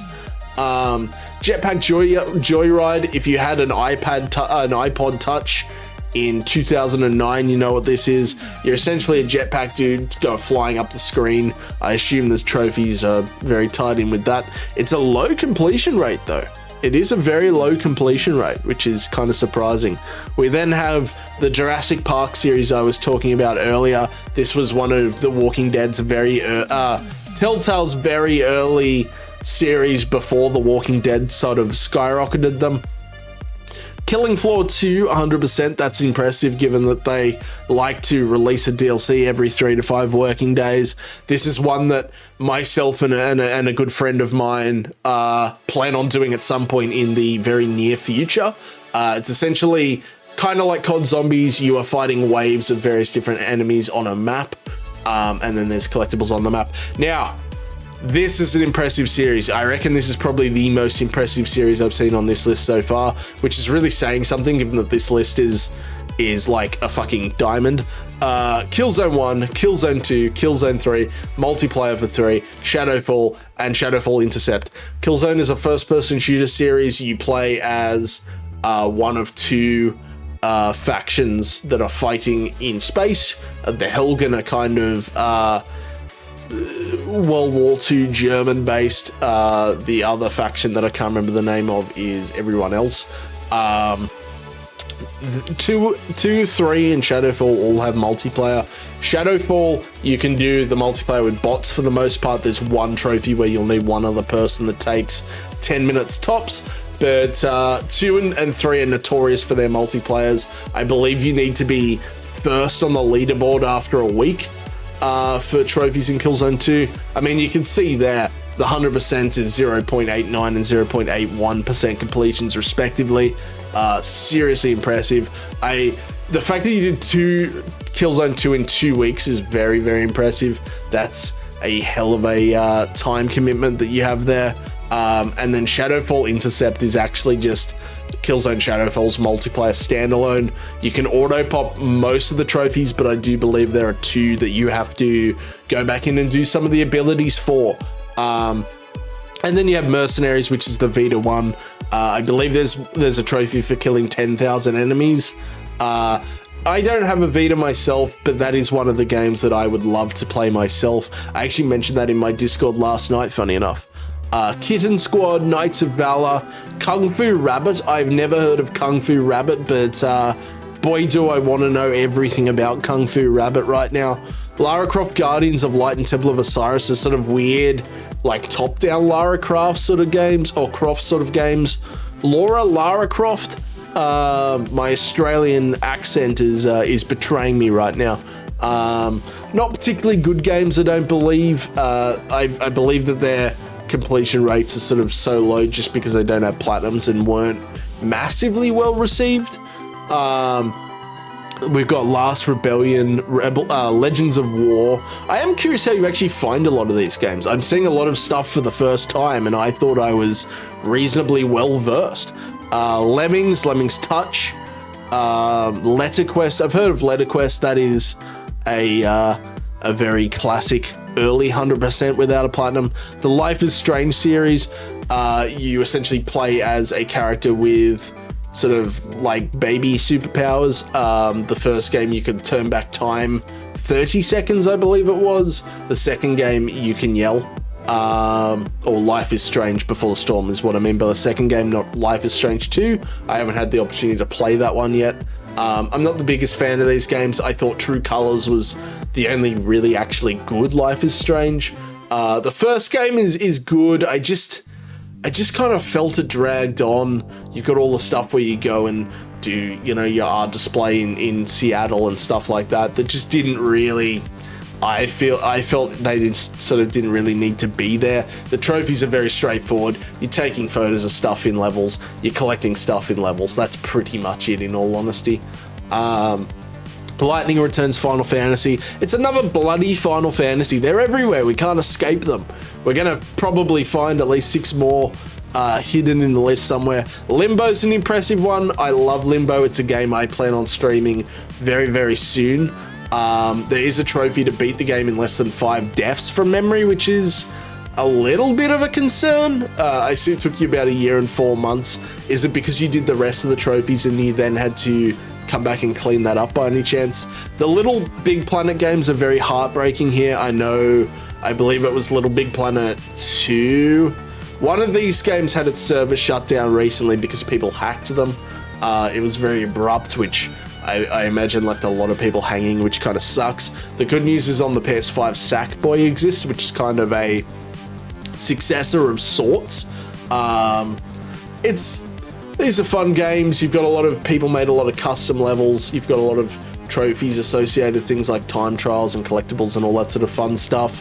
Very staples of the PS3 sort of era that didn't really transition too much into the PS4. Little Big Planet 3 was obviously on the PS4, but we didn't really get much after that, I don't believe, until Sackboy came out last year on the PS5. Lollipop Chainsaw is another classic PS3 game I would love to play at some point. You play as a chick who has her boyfriend's head attached to her from memory at the hip after he was bitten by a zombie. You use a chainsaw to mow down zombies. I believe a lot of the trophies are to kill zombies in certain ways and or to look up skirts. Lone Survivor and Lost Planet 3. Lost Planet 3 is a pretty incredible one. I do know that Lost Planet 2 is like a 9,000 hour platinum. I don't know about 3. It only took you a little bit less than a month, so I'm assuming it's not quite as bad, but it is still at 1.69% ultra rare, which is very, very impressive. Lovers in a Dangerous Space-Time. I've heard fantastic things about that one. I'm honestly surprised we haven't seen stuff like Your Majesty's Secret Spiffing. Is that what it's called? I'm surprised we haven't seen some of the stuff like that as well. They're very similar sorts of games. We've got Madden NFL 2010. We've got some unobtainable trophies here. We've got 5. If I open this list up, I've got my fingers crossed. The platinum is unobtainable, but you do have that, which is very nice to see. We got that one as well. It's looking like we've got them. It's looking like we're safe. I talked too soon. That is painful. That is painful to see. One trophy. One bloody trophy. Play online wearing AFL jerseys. Now, AFL is an Australian football league. I don't watch it myself. I prefer rugby union and rugby league. But I assume it is not a tie-in to those. And then if we move back to the rest of the list here, we've got the Magica 2, we've got Magus, which is a very, very early easy peasy, I believe. Manuel Samuel, Mars Warlogs, Marvel vs. Capcom 2 is a very impressive one. Very, very hard one. It's essentially a fighter. It's a side scroller fight. Well, not side scroller, but a side on fighter. Very, very impressive. We've got Metal Gear Solid Ground Zeroes and Peace Walker. There's no Metal Gear Phantom Pain or 3, or 1 and 2 for that matter as well. Are these games you're sort of planning on going back to at some point? I see you did Peace Walker very, very recently. These games always have very complex trophies. The collectibles are always an absolute nightmare to actually get. But they're also fantastic. Phantom Pain, Metal Gear Solid 5, the Phantom Pain, which is the successor to Ground Zeroes there. It has a platinum trophy. It's a very, very long one. I believe there's a lot of grind for things like resources to build your base.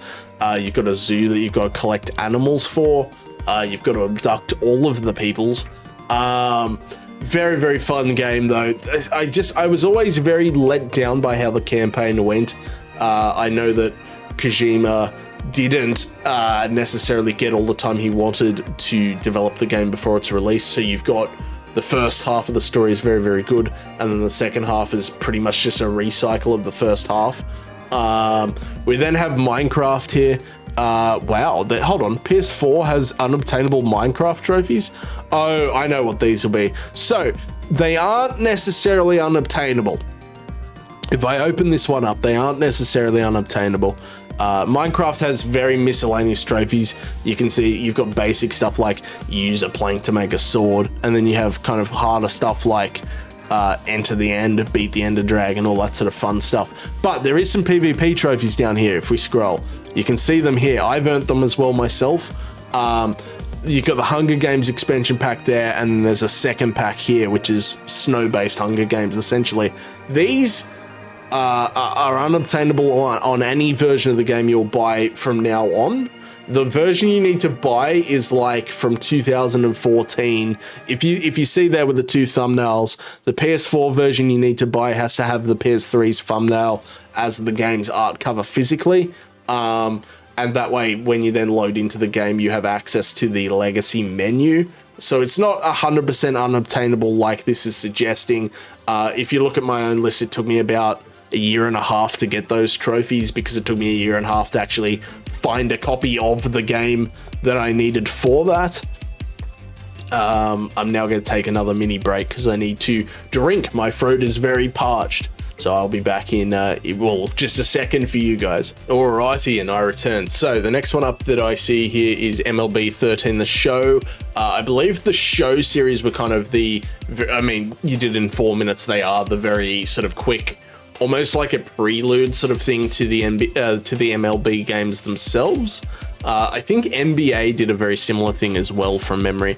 We've got a Gundam game here. We've got Monopoly. Obviously, we all know what Monopoly is. You're moving pieces around a board to buy properties and stuff like that. The trophies are very tied into that also, same sort of thing. I believe there's another version of this on PS3 that has a platinum trophy, if I'm not mistaken.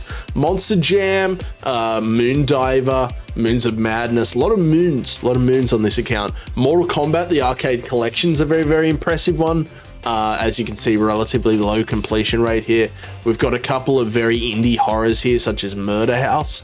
Murdered Suspect is a game I also have on my account that I completely and utterly forgot existed, and I said it in my own review. I don't remember anything about this game, and I still don't remember anything about this game if I'm perfectly honest with you. Here's the Prelude series that I was talking about on NBA here.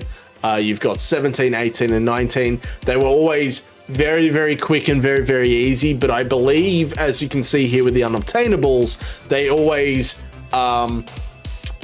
essentially, the servers drop for them very, very quickly. Sort of NBA 2K17, for example, would be up until the release of 18, and then it would shut down. So less than a year was for the most part. We then got some Need for Speeds here. Most Wanted and Underground 2 were my childhood. I adore those games. It's nice to see that you have the PS3 version of Most Wanted yourself. These are always very, very fun games. You're essentially street racing up a card to verse tougher races. Every now and then they threw things in, like I believe Hot Pursuit is the one where you play as the cops from memory. They're always very fun games. Do you have any plans on doing things like Need for Speed Heat in the not too distant future, perhaps? Never Alone is very impressive. That is one that I've looked at doing myself at some point very soon. I didn't realize that the trophies were that rare, or the completion rate was that rare.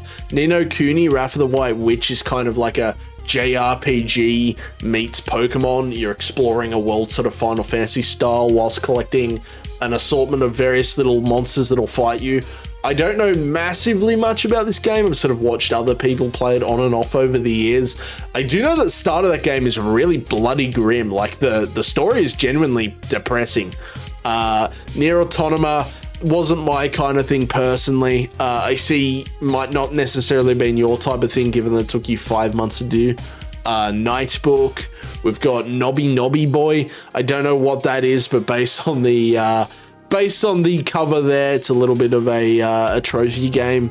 The fact that it's got trophy really gives that away.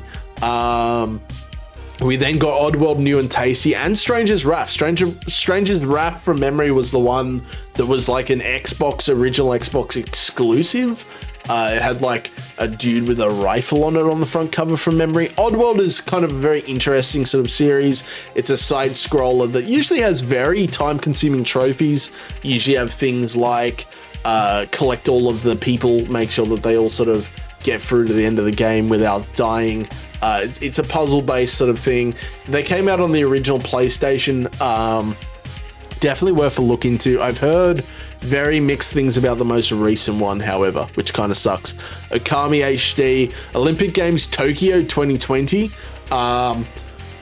That's an interesting one. That's definitely an interesting... I didn't know that they still release those. The last time I can really think of any game that came out on... that was Olympic based was Achievement Hunter doing the 2012 one way back in the day. Onrush was free on PS Plus. It's a racer. It's got fairly tricky trophies, I believe. It might be server based as well. Operation Flashpoint and Operation 7 Revolution. I believe these are first person shooters. Maybe bargain bin ones. We've got the Overcooked games here. These are fantastic, sort of team based. You play with other people to essentially get meals up and released before a customer gets pissed off and leaves. You can accidentally light your kitchen on fire. Usually the maps have some sort of hazard. You might have the kitchen is between two trucks that are moving off sync along a highway, so you kind of got to time moving a fry pan across the two trucks whilst they're briefly lined up kind of thing. Or you might be on a bit of floating ice in the ocean, so the floor's very slippery and you can lose stuff into the sea if you're not careful. Very amazing games that I plan on doing myself at some point in the future. Overlord 2, we've got some Pac-Man games here. Pac-Man's very straightforward. You're obviously eating a lot of fruit while avoiding ghosts. Paladins was a free-to-play Overwatch clone, if I'm not mistaken. Ultra rare platinum and definitely a time sink. We then have a paranormal activity game that I didn't know existed. Actually, I think I did. This is a VR game, if I'm not mistaken. I think that is also a VR game. Obviously, it is also just on PS4. I'm guessing Beautiful Torment, you don't have a VR. I don't think we've seen one at all so far through this list. Payday is a massive time sink. As you can see, the first game alone took him 9 months. But Payday 2 twice is very impressive. Do your stats carry over at all from the PS3 to the PS4? I know it is server based. They're essentially games where you plan a heist. You go into, say, a bank or a jewelry store with characters with different guns and abilities to pull off that heist to try and get money. You lose money based on your collateral and how hot the actual job was. These are very, very fun games. I played them casually. I've never really done much with the trophies with them. I don't think I would. I know that Payday 2 is a very, very long trophy, and it has 111 trophies, which I know the bulk of those are DLC. We then have the Penny Arcades. We've got Persona 4 Golden. I'm guessing you weren't the biggest fan of this series, given that we don't have Persona 5 Strikers, Persona 5 in general, Royale, Dances in Moonlight, Dances in Water, Dances in a Valley. There's a lot of Personas. I know nothing about that series. I've never played the series. I'm not massively a fan of that sort of style of game, so I'm sort of definitely probably slacking on that field. But it's impressive to see Persona 4 Gold, and it's an impressive 6.4% rarity platinum there as well. We then have some Phantom Breaker, some pixel junk, a lot of pixel junk, a metric load of pixel junk. Every time I scroll, there's a little bit more pixel junk. Plants vs. Zombies Garden Warfare, I know number 2 is unobtainable due to, I believe it was a dailies trophy. Plants vs. Zombies Garden Warfare is essentially think Call of Duty or Halo, but it's a third-person game where one team is zombies and one team is different varieties of botany. Each character type has a different ability. You know, corn might be able to shoot kernels, whilst a rose might be able to heal, for example. Very, very fun games. These were surprisingly really fun back in the day. It is nice that the first and the third game are both still fully obtainable. It's a shame that 2 isn't. It had a daily system that has obviously been abandoned at some point because EA is going to EA. But very, very fun games. Next up we have All Stars Battle Royale. These were like a Smash Bros clone, I believe. PlayStation's kind of answer to that, where you could play as such characters as Kratos or Nathan Drake, because Nathan Drake is a character you want to play in a fighter. These were fun. Obviously the servers went down not too long ago, I don't believe, but you got all of those trophies before the servers could go down, and I believe a long time before they went down. The next one that I'm seeing here that I'm very curious about is Predator Hunting Grounds. How did you find this? I see 3 weeks and 4 days, so I'm guessing you used the custom lobbies preferences. This is one that I'm trying to convince people to do with me myself. I just have a very bad track history of starting a boost and then giving up on it for 6 months, and then I go back to them eventually. But how did you find Predator Hunting Grounds? This is essentially, think, for those of you who don't know, think Friday the 13th, where you've got one killer versus a squad of people. I think there's some NPCs thrown in there as well. A lot of the trophies are based on things like extracting the spines of a certain number of human players, headshots. The people are, you know, killing the predator in a variety of different ways. All that sort of fun stuff. Definitely one I would love to do myself. 3 weeks and 4 days gives me hope that I can convince people to play that with me at some point. Next, we've got Prey Typhoon Hunter. I'm curious about this one. So Prey is an underrated game. I know Peter from Missing Collectibles recently got that platinum himself. Shout out to probably my favorite trophy hunting YouTube channel. I'm curious as to what this is. Is this a multiplayer? Is this a spin-off multiplayer? You want to match as Morgan using only a wrench. You survive 50 matches a mimic. Same with the person. I think that might be a multiplayer. So Prey was like a first-person action, very similar to the Dishonored games, in all honesty, where you're on a spaceship. There's an alien race that can morph into objects that you now need to work out what happened, how to get off of the ship, all that sort of fun stuff, all whilst breaking teacups. The trophies, I've heard, are pretty rough. You've got a few different playthroughs you got to do. You've got to find the fate of every single crew member, and I think there's about 164 of them from memory. I've heard the DLC is very, very fun, but I didn't know that there was a spin-off multiplayer. I'm sure that was incredibly short-lived. The Prince of Persias, these were the spiritual predecessors of the Assassin's Creed series. Very, very fun sort of action, side-scrolly platformers. I believe the third game, which you don't have here, was received quite poorly though. We've got our first PES and our only PES, Pro Evolution Soccer. Psycho Pass Mandatory Happiness, I believe that is like a visual novel that was free on PS Plus from memory. Not my cup of tea personally. R.I.P.D. the game. That is a tie-in to a really shit movie. That is interesting to see that there even was a game. Obviously it didn't get a platinum. We then have the original Rage is really impressive. Do you have any plans on doing Rage 2? I've heard it is very bog standard for a an open world Far Cry clone, but the first Rage was a lot of fun, and I do remember the trophies sucking. I attempted them way back in the day. The next thing I'm seeing here that is massively impressive is look at this. Look at this juicy Ratchet and Clank collection. We've got Ratchet and Clank, the remaster, Going Commando, my personal favorite in Up Your Arsenal, A Crack in Time, All for One, Full Frontal Assault, and Into the Nexus. I believe that is all of the Ratchet and Clanks. I know some of them, like All for One, are actually fairly tricky to do the Platinums for, which you can see when most of them are averaging sort of the 20s to 30%, and then that one is a 9. I believe A Crack in Time is the one where you've got the time machine, if I'm not mistaken, but these are very fun games. They're very similar to Jak and Daxter in their sort of collectathons. You have a variety of weapons. You are usually saving the universe from some sort of villain. The second Ratchet and Clank that you see there is tied into a movie that was actually surprisingly pretty good.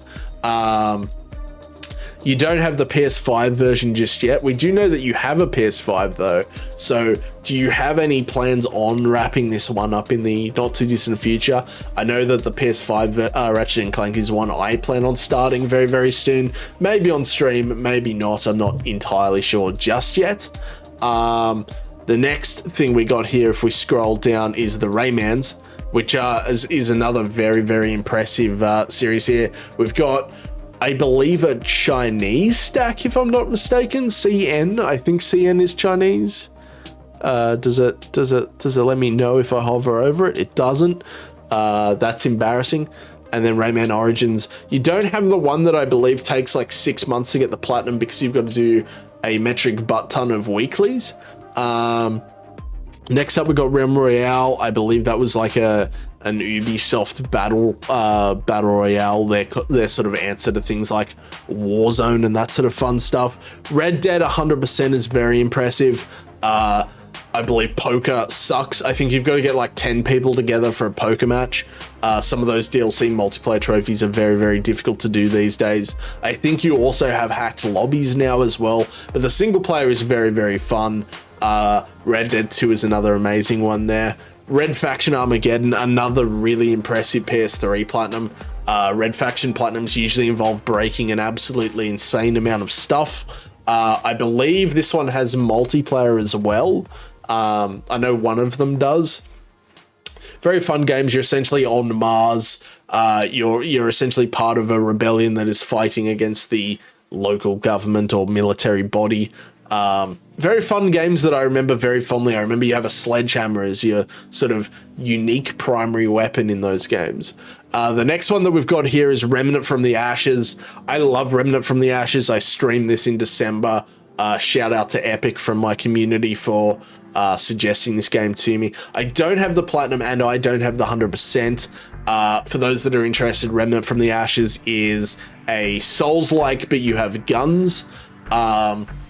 The trophies are very straightforward. The game itself isn't, though. You've got each world is kind of randomly generated. Like, it's got certain map variations you can get that then lead to a variation of bosses. So for the trophies, you'll be running through maps kind of multiple times to get the bosses that you need.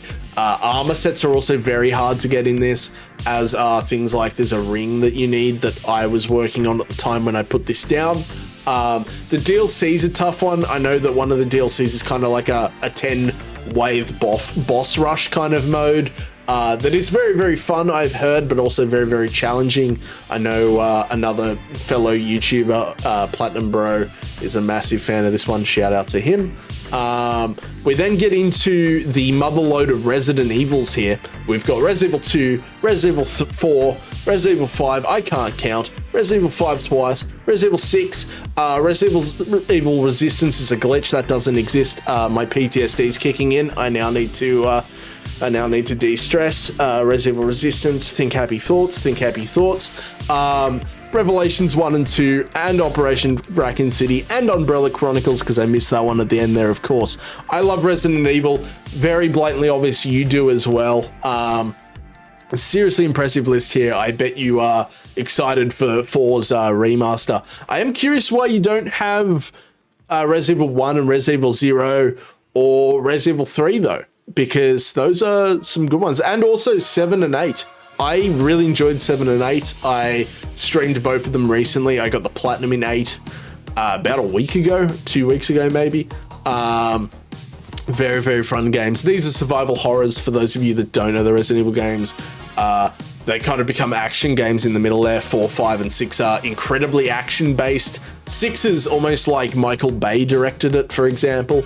But the rest of the series is kind of more of a slow burner.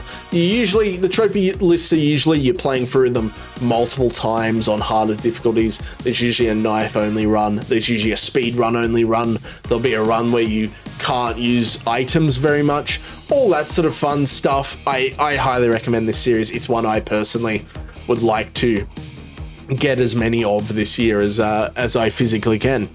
We then move into Resident Evil. We just did those. The Resistance series. We've got Resistance 2, Resistance 3, and Burning Skies, which is the Vita version. I know 2 has a lot of very hard multiplayer trophies, hence why it's a 1.9. This was also your first Platinum, so you started this amazing account off with a fucking bang. Resistance 3, I will get it right eventually. Doesn't have the multiplayer. It does have a co-op campaign. I actually played this with my younger sister way back in the day.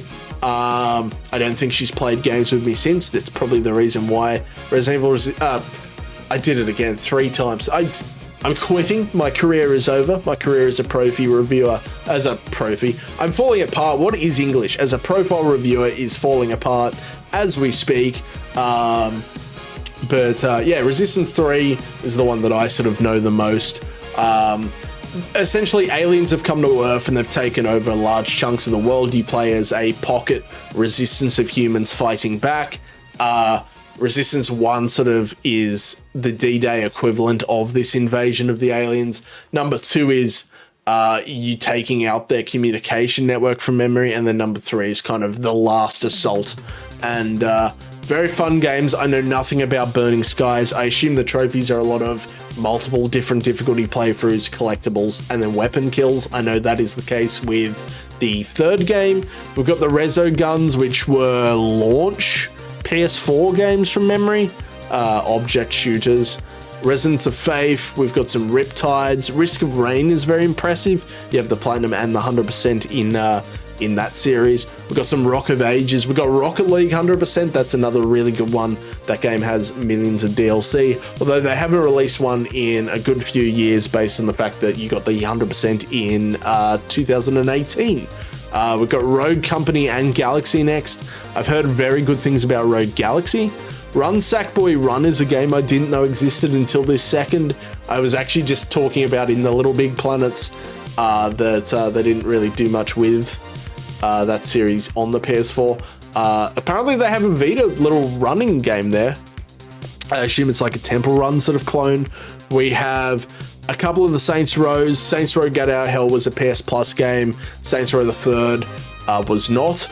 These are open world kind of GTA inspired sort of games where they're a lot more wacky. You know, you're running around with giant dildos and that sort of fun stuff. Get Out of Hell is set in hell. That one actually does have multiplayer. You've got to play 3 hours with another human being. I actually felt awful when I went for that myself. The guy that I did it with, we got 2 hours and 54 minutes in and his game crashed. So we then had to do the 3 hours again. I felt so bad for him because I was like, all right, man, I'll leave it AFK and I'm going to go do some stuff.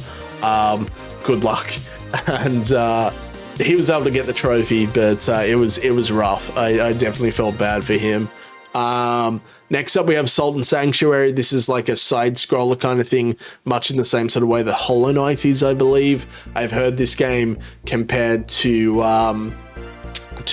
Dark Souls quite a bit in terms of punishing combat and all that fun stuff. But at the same time, everything is a Dark Souls clone these days. My boots over there are actually the Dark Souls of shoes. The next thing we've got here is a massive stack of Sam and Max. We've got Ice Station Santa, Moe Better Blues, Night of the Raving Dead, Chariots of the Dogs, What's New, Beelzebub, The Penal Zone, The Tomb of Summer of some Mac based on the picture. Max's brain. They stole Max's brain. Hold on a second. Who stole it? Who did it? I need to know. I need answers.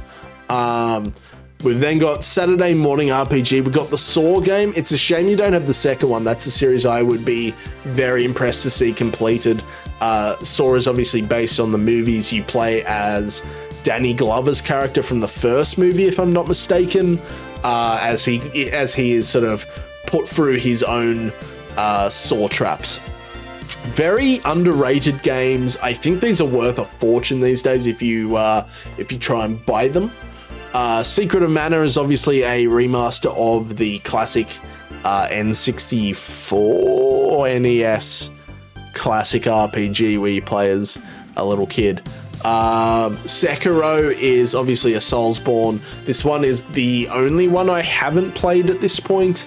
It's very parry based, which is sort of what put me off of it. The trophies are very straightforward. You've got a lot of different endings you've got to do. You've got to collect a lot of stuff. You got to murder some bosses, all the fun stuff. Severed, I've heard very good things about Severed. It's one I would like to do myself in the if I had a Vita. Shadows of the Damned, Shank. We've got the Sly Coopers. This is all of them, I think, or is there an arcade collection? I think you might be missing an arcade collection because Thievius Raccoonus is the first one, if I'm not mistaken. Band of Thieves is the second one. Among Thieves is the third.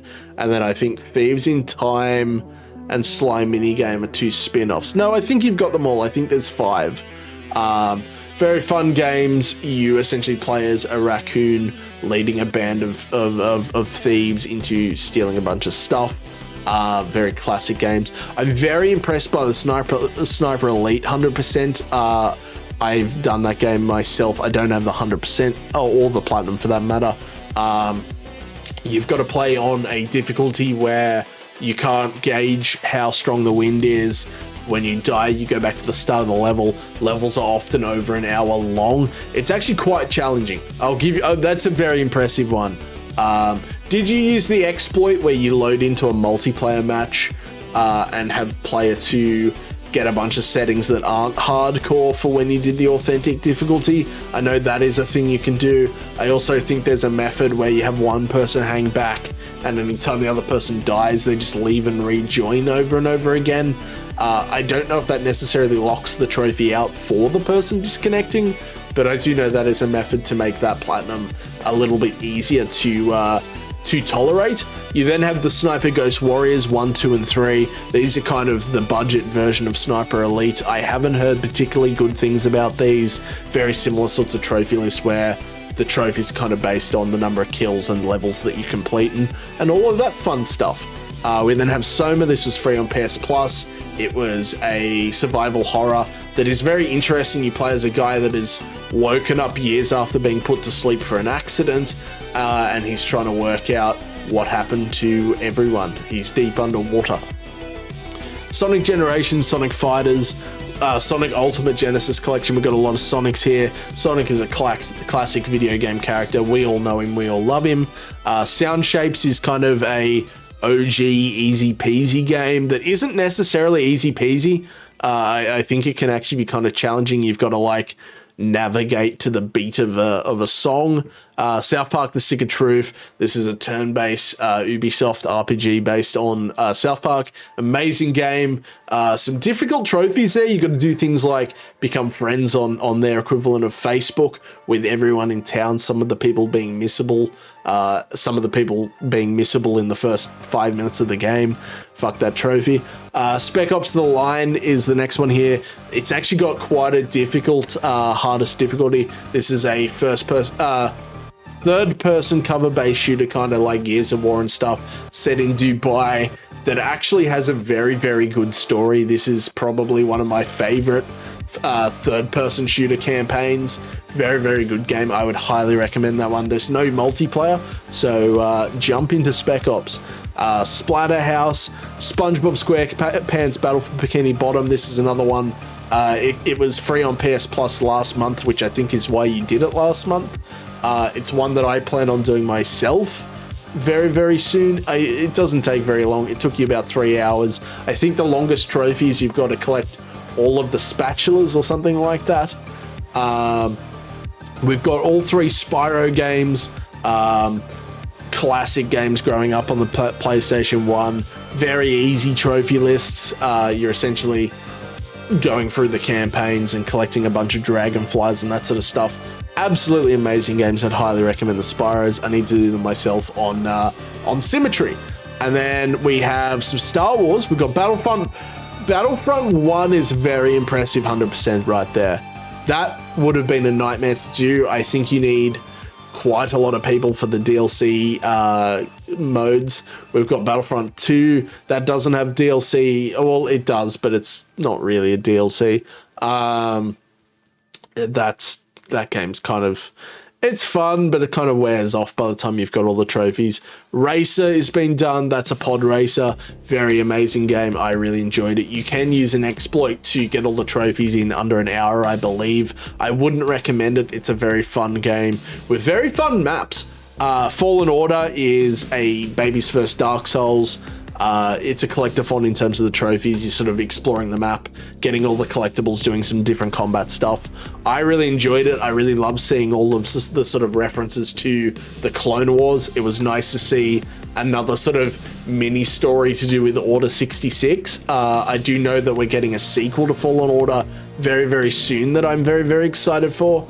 We then have Force Unleashed 1 and 2, which fucking amazing games. The first game is really, really good. The second game's kind of a little bit of a letdown in comparison, but they are very, very fun.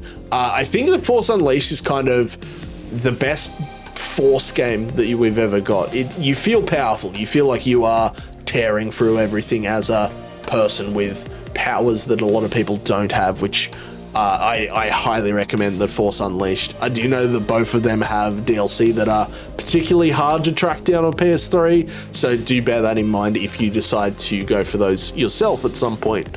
Starhawk, Staredin, Stories Untold, Stormrise, Strange Brigade, that's made by the people that did Sniper Elite. It's one that I would love to do myself at some point. I didn't know it had DLC. That's actually pretty interesting to see. Fantastic game. You sort of playing, it's a third person thing as you sort of explore tombs and stuff like that. You're versing supernatural mummies and the like.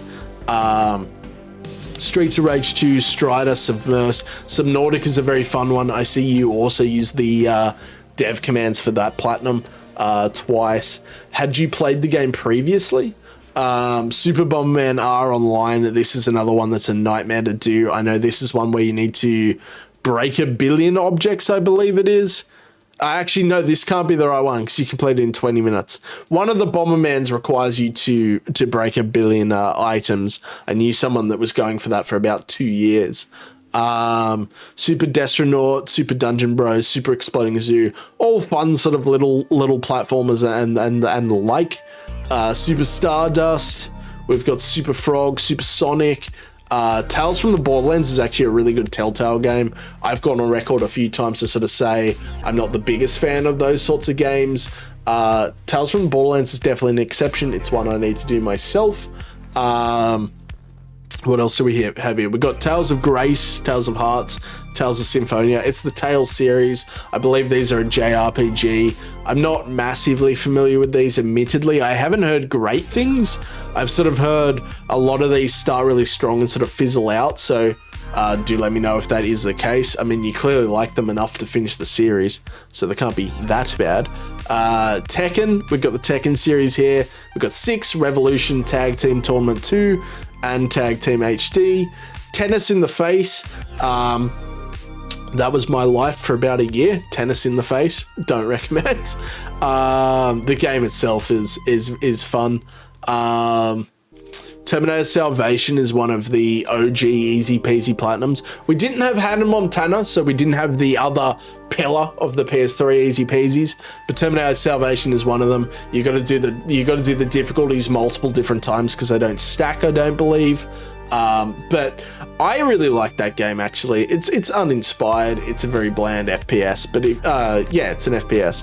But if you if you like FPSs, you'll probably enjoy it. Terraria, that was made by the people that did Minecraft. It's like a side-scrolly version of Minecraft that never really hit the heights that the Minecraft did. It's a difficult platinum. You can see that it's a 2% ultra rare with a 0.18% completion rate, which is very impressive. Tesla vs. Lovecraft is a game that I've looked at doing myself, in that I find the concept very interesting. Teslagrad, The Complex, The Council. I believe The Council was one where it released episodically, but they didn't release one of the episodes for a while. And then I think they released the full version, which is the one that you've done here. The Darkness 2, you play as a mobster with tentacles, like eating tentacles. Absolutely fantastic game. I really enjoy The Darkness 1 and 2. I believe they're based on a comic. But yeah, very fun game. The Deadly Tower of Monsters is another very good one. The Elder Scrolls Skyrim's a very impressive one. Yeah, 2 years and a month. That's a bit of a time sink. You got to do things like hit the high level, complete all of the guild quest lines. You got the Thieves Guild, the Mages Guild, the Fighters Guild, etc., etc. Although the Fighters Guild is the companions. I believe there's a Bard Guild that has a throwaway quest line in there too. The DLCs, you're exploring vampires, you're exploring an island off of Morrowind, all fun stuff. For me, I can't really ever go back to Skyrim just because, like I said before, Dragon's Dogma kind of ruined the combat of Skyrim for me personally. The Expendables 2, that is a movie tie-in to the Sylvester Stallone movie of the same name. I know nothing about, I didn't know that game existed, so I'm kind of impressed that you have that game. The Godfather 2, that is a very fun open world PS3 game based on The Godfather. Scarface is a very similar, also very fun open world. Every now and then they release a gem like that, like you have the Mafias, The Godfather, and then the Scarface. House of the Dead, The Incredible Adventures of Van Helsing, The Last of Us Remastered is very impressive. The trophy list of the first Last of Us is very not friendly. You have to beat the game a few times. You have to do multiple runs because you need to upgrade your guns. Each playthrough doesn't have enough parts to collect to fully upgrade your guns, so you'll have to do multiple runs either way. And then there's a multiplayer where you've got to do weeks of like building a survivor base or something like that. I'm actually working on The Last of Us Part 2 at the moment. I don't think I'll ever go back to Part 1 unless the PS5 version has a different trophy list, just because I don't like the games very much, if I'm honest. The next one we're seeing here, The Lord of the Rings Conquest, this is impressive. This was made by the people that did the original Battlefront 2. And it's Star Wars Battlefront 2, but with Lord of the Rings characters. It had a campaign that has one of my favorite things in gaming. So you played the campaign, you played as the good guys as they sort of progressed through various battles from the films and the books. And then when you beat it, you unlocked essentially the reverse, where you played as the villains, absolutely slaughtering all of the good guys in the exact same battles. It was a blast. The game wasn't received as well as Battlefront 2. I believe the servers went down very quickly. You did in 2009, so you were able to obviously get the server-based trophies. But that was one of those like gems. And War of the North is the same sort of thing. Another absolute gem when it comes to games that really needed more love. It has a genuinely very interesting campaign. I actually like that you can pick which of the main characters you're going to sort of focus on playing. I really like the dwarf. Belagost? Is that? No, Belagost is the name of a dwarven city in the Silmarillion. But it's something like that. Very, very good game. Highly, highly recommend Lord of the Rings Conquest. War in the North. You can play it with 2 friends. If I had a PS3, if I was going to add PS3 games to my account, this is definitely one I would add myself. The Order 1886, I've said a few times, I really like this game. It's a cinematic werewolves versus dudes in 1886. You know, you've got Tesla making the people all these wonderful different wacky weapons and stuff. It was very cinematic. It was very short. I mentioned it earlier in this review that you could go in and do a lot of stuff without popping trophies, so you could then speed run the trophies using chapter select as fast as you could. The Park is an indie horror that I've talked about that I have on my account as well. The Simpsons arcade game is very impressive. The Sims 4 was free on PS Plus. You can use the gallery to essentially auto-pop a lot of the trophies. The Unfinished Swan, we've got The Walking Dead, the original, and also Season 2. I find it interesting that you don't have the rest of the seasons there. Is that something that you plan on going back to? Is it not your sort of thing? And then we also have The Witness there, which was free on PS Plus. It's a puzzle game where you're on an island that has a few different environments and you're trying to solve puzzles. The funny thing about The Witness is you can do most of the game using a guide if you so choose, but the final puzzle is actually kind of random. You've got 15 minutes to solve it, so it's time-based and it's random, so you can't really look it up and you don't really have a way of pausing the game. So I know a lot of people kind of get stuck on that final trophy. Obviously you did not, you powered through it, which we're looking at your account here. That's not remotely surprising. I do want to point out one game that I missed. I want to scroll up a tiny bit here to the Saboteur. That was the final game by Pandemic. That was the company that did Star Wars Battlefront 2, and they also did the Lord of the Rings Conquest game that we were just talking about. This is set in German-occupied France in World War II, Paris specifically.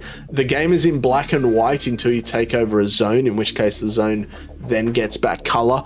I love that game. It was the last game they did before EA tragically shut them down, but it was an absolutely really fantastic little game there. And now we're getting relatively close. My internet has cut out, so I will have to quickly take a little drink, reset the internet, and get back in for the final stretch. So it'll be a second for you guys, but it'll be a couple minutes for me. Alrighty, and I'm back for the final stretch here. I say that we're in the T's, which means there's probably like 400 platinums here with the word "the" in them. But we are back with The Wolf Among Us. This is another Telltale game. You play as a wolf detective. I think this one's a bit of a grittier one from memory. I haven't done it myself, but it is on my to-do list eventually. But I've heard very, very good things. This War of Mine, The Little Ones, another very good game. Thomas Was Alone, another great one. Tiny Tina, this is another of the Borderlands. This is kind of like a spin-off series that I've heard fairly good things about, I believe. The next thing that's really nice to see here is the Titanfall 2 Platinum. It's nice to see that the gauntlet didn't get you stuck, like me. Some of us are victims to that 33.45 seconds. Now I need to go have a cry. Very, very good game. It's the campaign in Titanfall 2 is top notch. The trophies are very simple. Beat the campaign, spend like an hour in the multiplayer tops, and you've got the platinum. Very fantastic. I highly recommend it. We've got Turtles in Time Reshelled. That is a remaster of the classic Turtles in Time. Tokyo Dark. Tom Clancy's The Division 2 is a very impressive one. This is an Ubisoft first-person shooter third-person shooter MMO type of thing.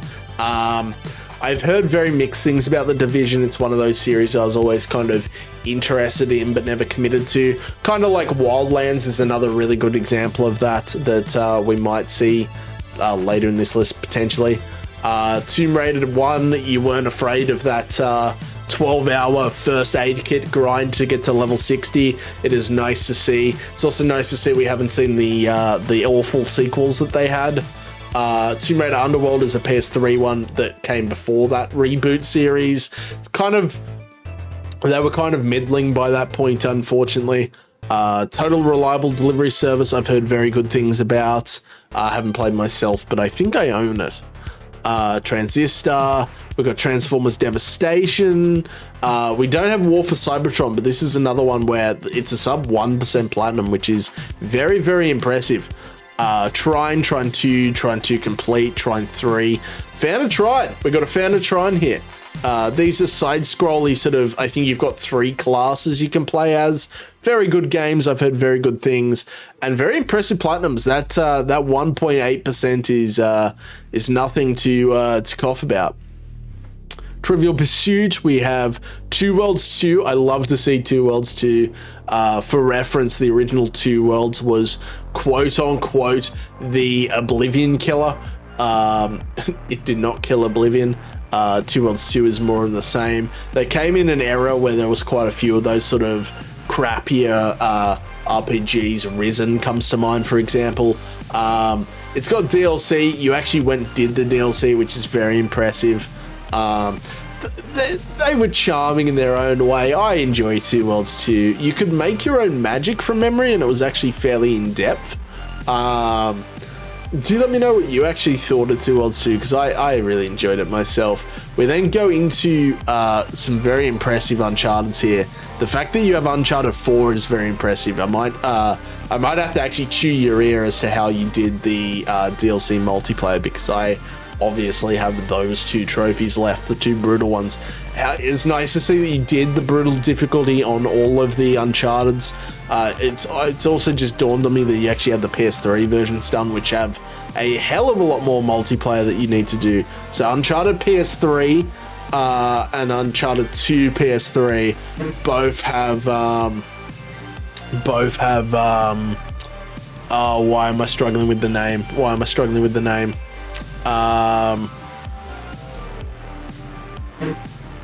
That name is absolutely it's escaped me. I'm just gonna move on. With my life. But yeah, Uncharted 2 and Uncharted 3 PS3 both have multiplayer trophies. These are both now unobtainable. You did Uncharted 2's well and truly before the server shut down, which is very, very impressive. And then obviously it's very nice to see Uncharted 4 100%. The DLC is kind of like a wave-based round thing that doesn't really work for the gameplay. I have this issue with Telltale games that I've talked about in my Discord, where it's almost like the camera's too slow for the character. Rockstar's the opposite issue.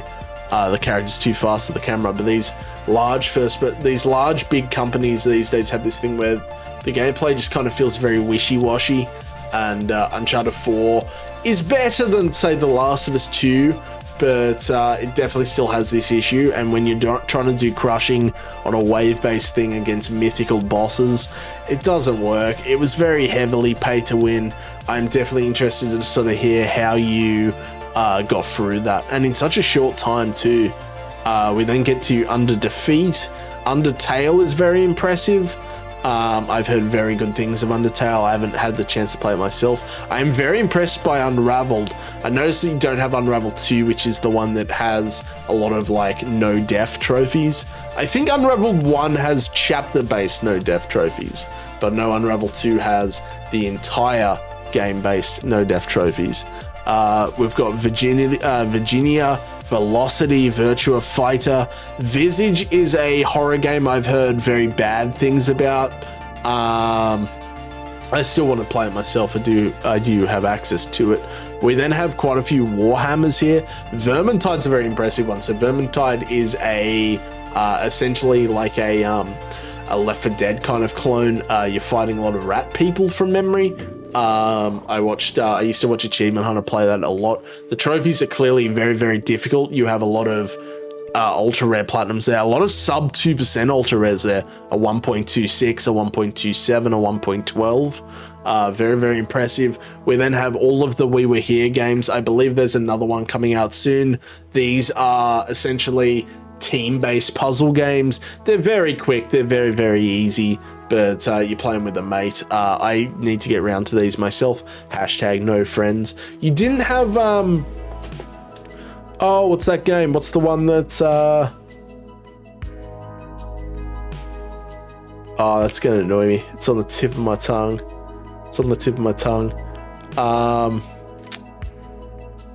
It Takes Two. I don't believe we saw It Takes Two on your account. It's another team-based one that I've heard is very, very good, the same way that A Way Out and We Were Here are. Do you have any plans on doing that in the not-too-distant future? Because I've heard amazing things about It Takes Two, and from the little bit that I've watched people play, it is very good. Welcome Park was like a Vita, like, introductory sort of game. I believe it's still obtainable. It looks like it still is. What Remains of Edith Finch was free on PS Plus. You're essentially exploring a house and reflecting back on the memories of the fates of the people that used to live there. If you liked that sort of thing, actually, Beautiful Torment, I would definitely recommend Return of the Obra Dinn, which is so far the best game that I've played this year so far. Wipeout. We've got Wolfenstein 2009. That is super, super impressive to see. It is now unattainable because it had multiplayer trophies. We've got the New Order in a couple of different versions. We've got the Old Blood. I need to get the Platinum in the Old Blood myself. I'm just a bit lazy when it comes to things like Trials, which the Old Blood sadly has. You're fighting zombies in the Old Blood, which is an interesting spin on the formula.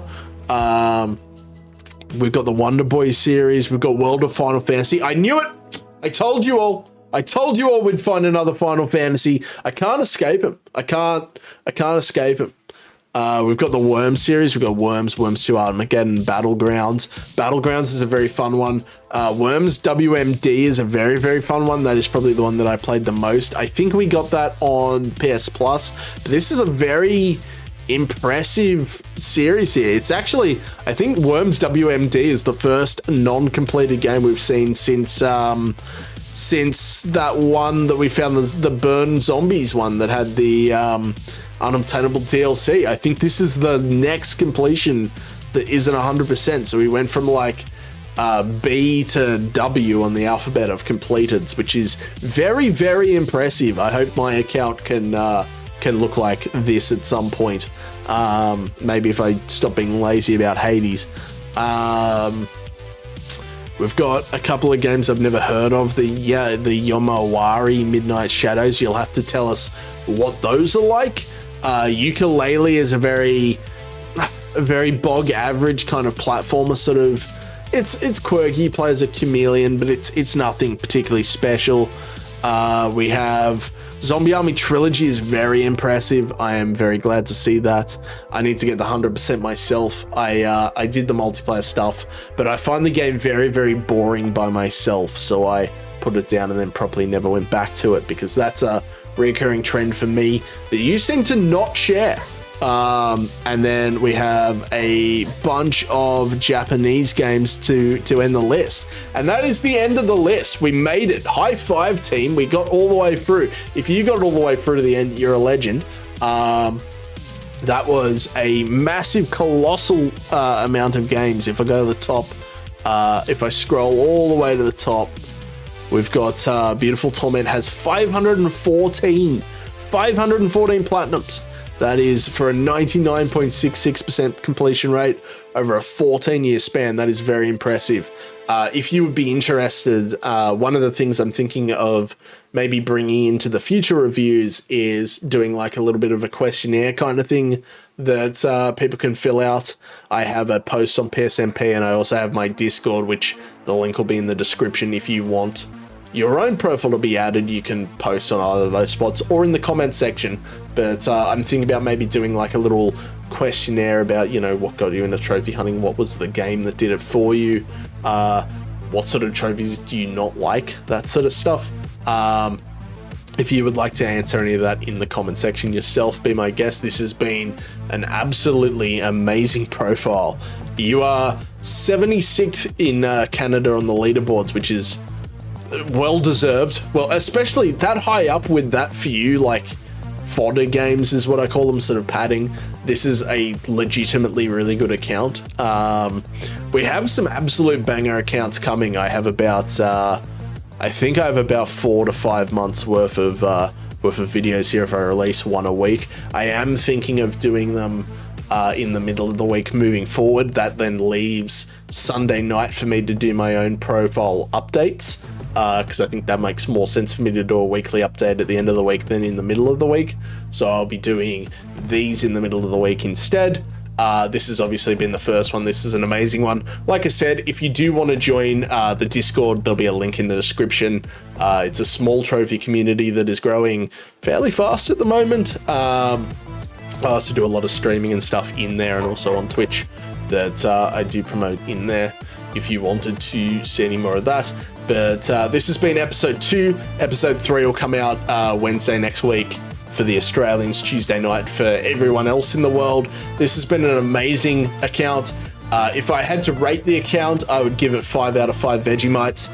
It has absolutely smoked my own account.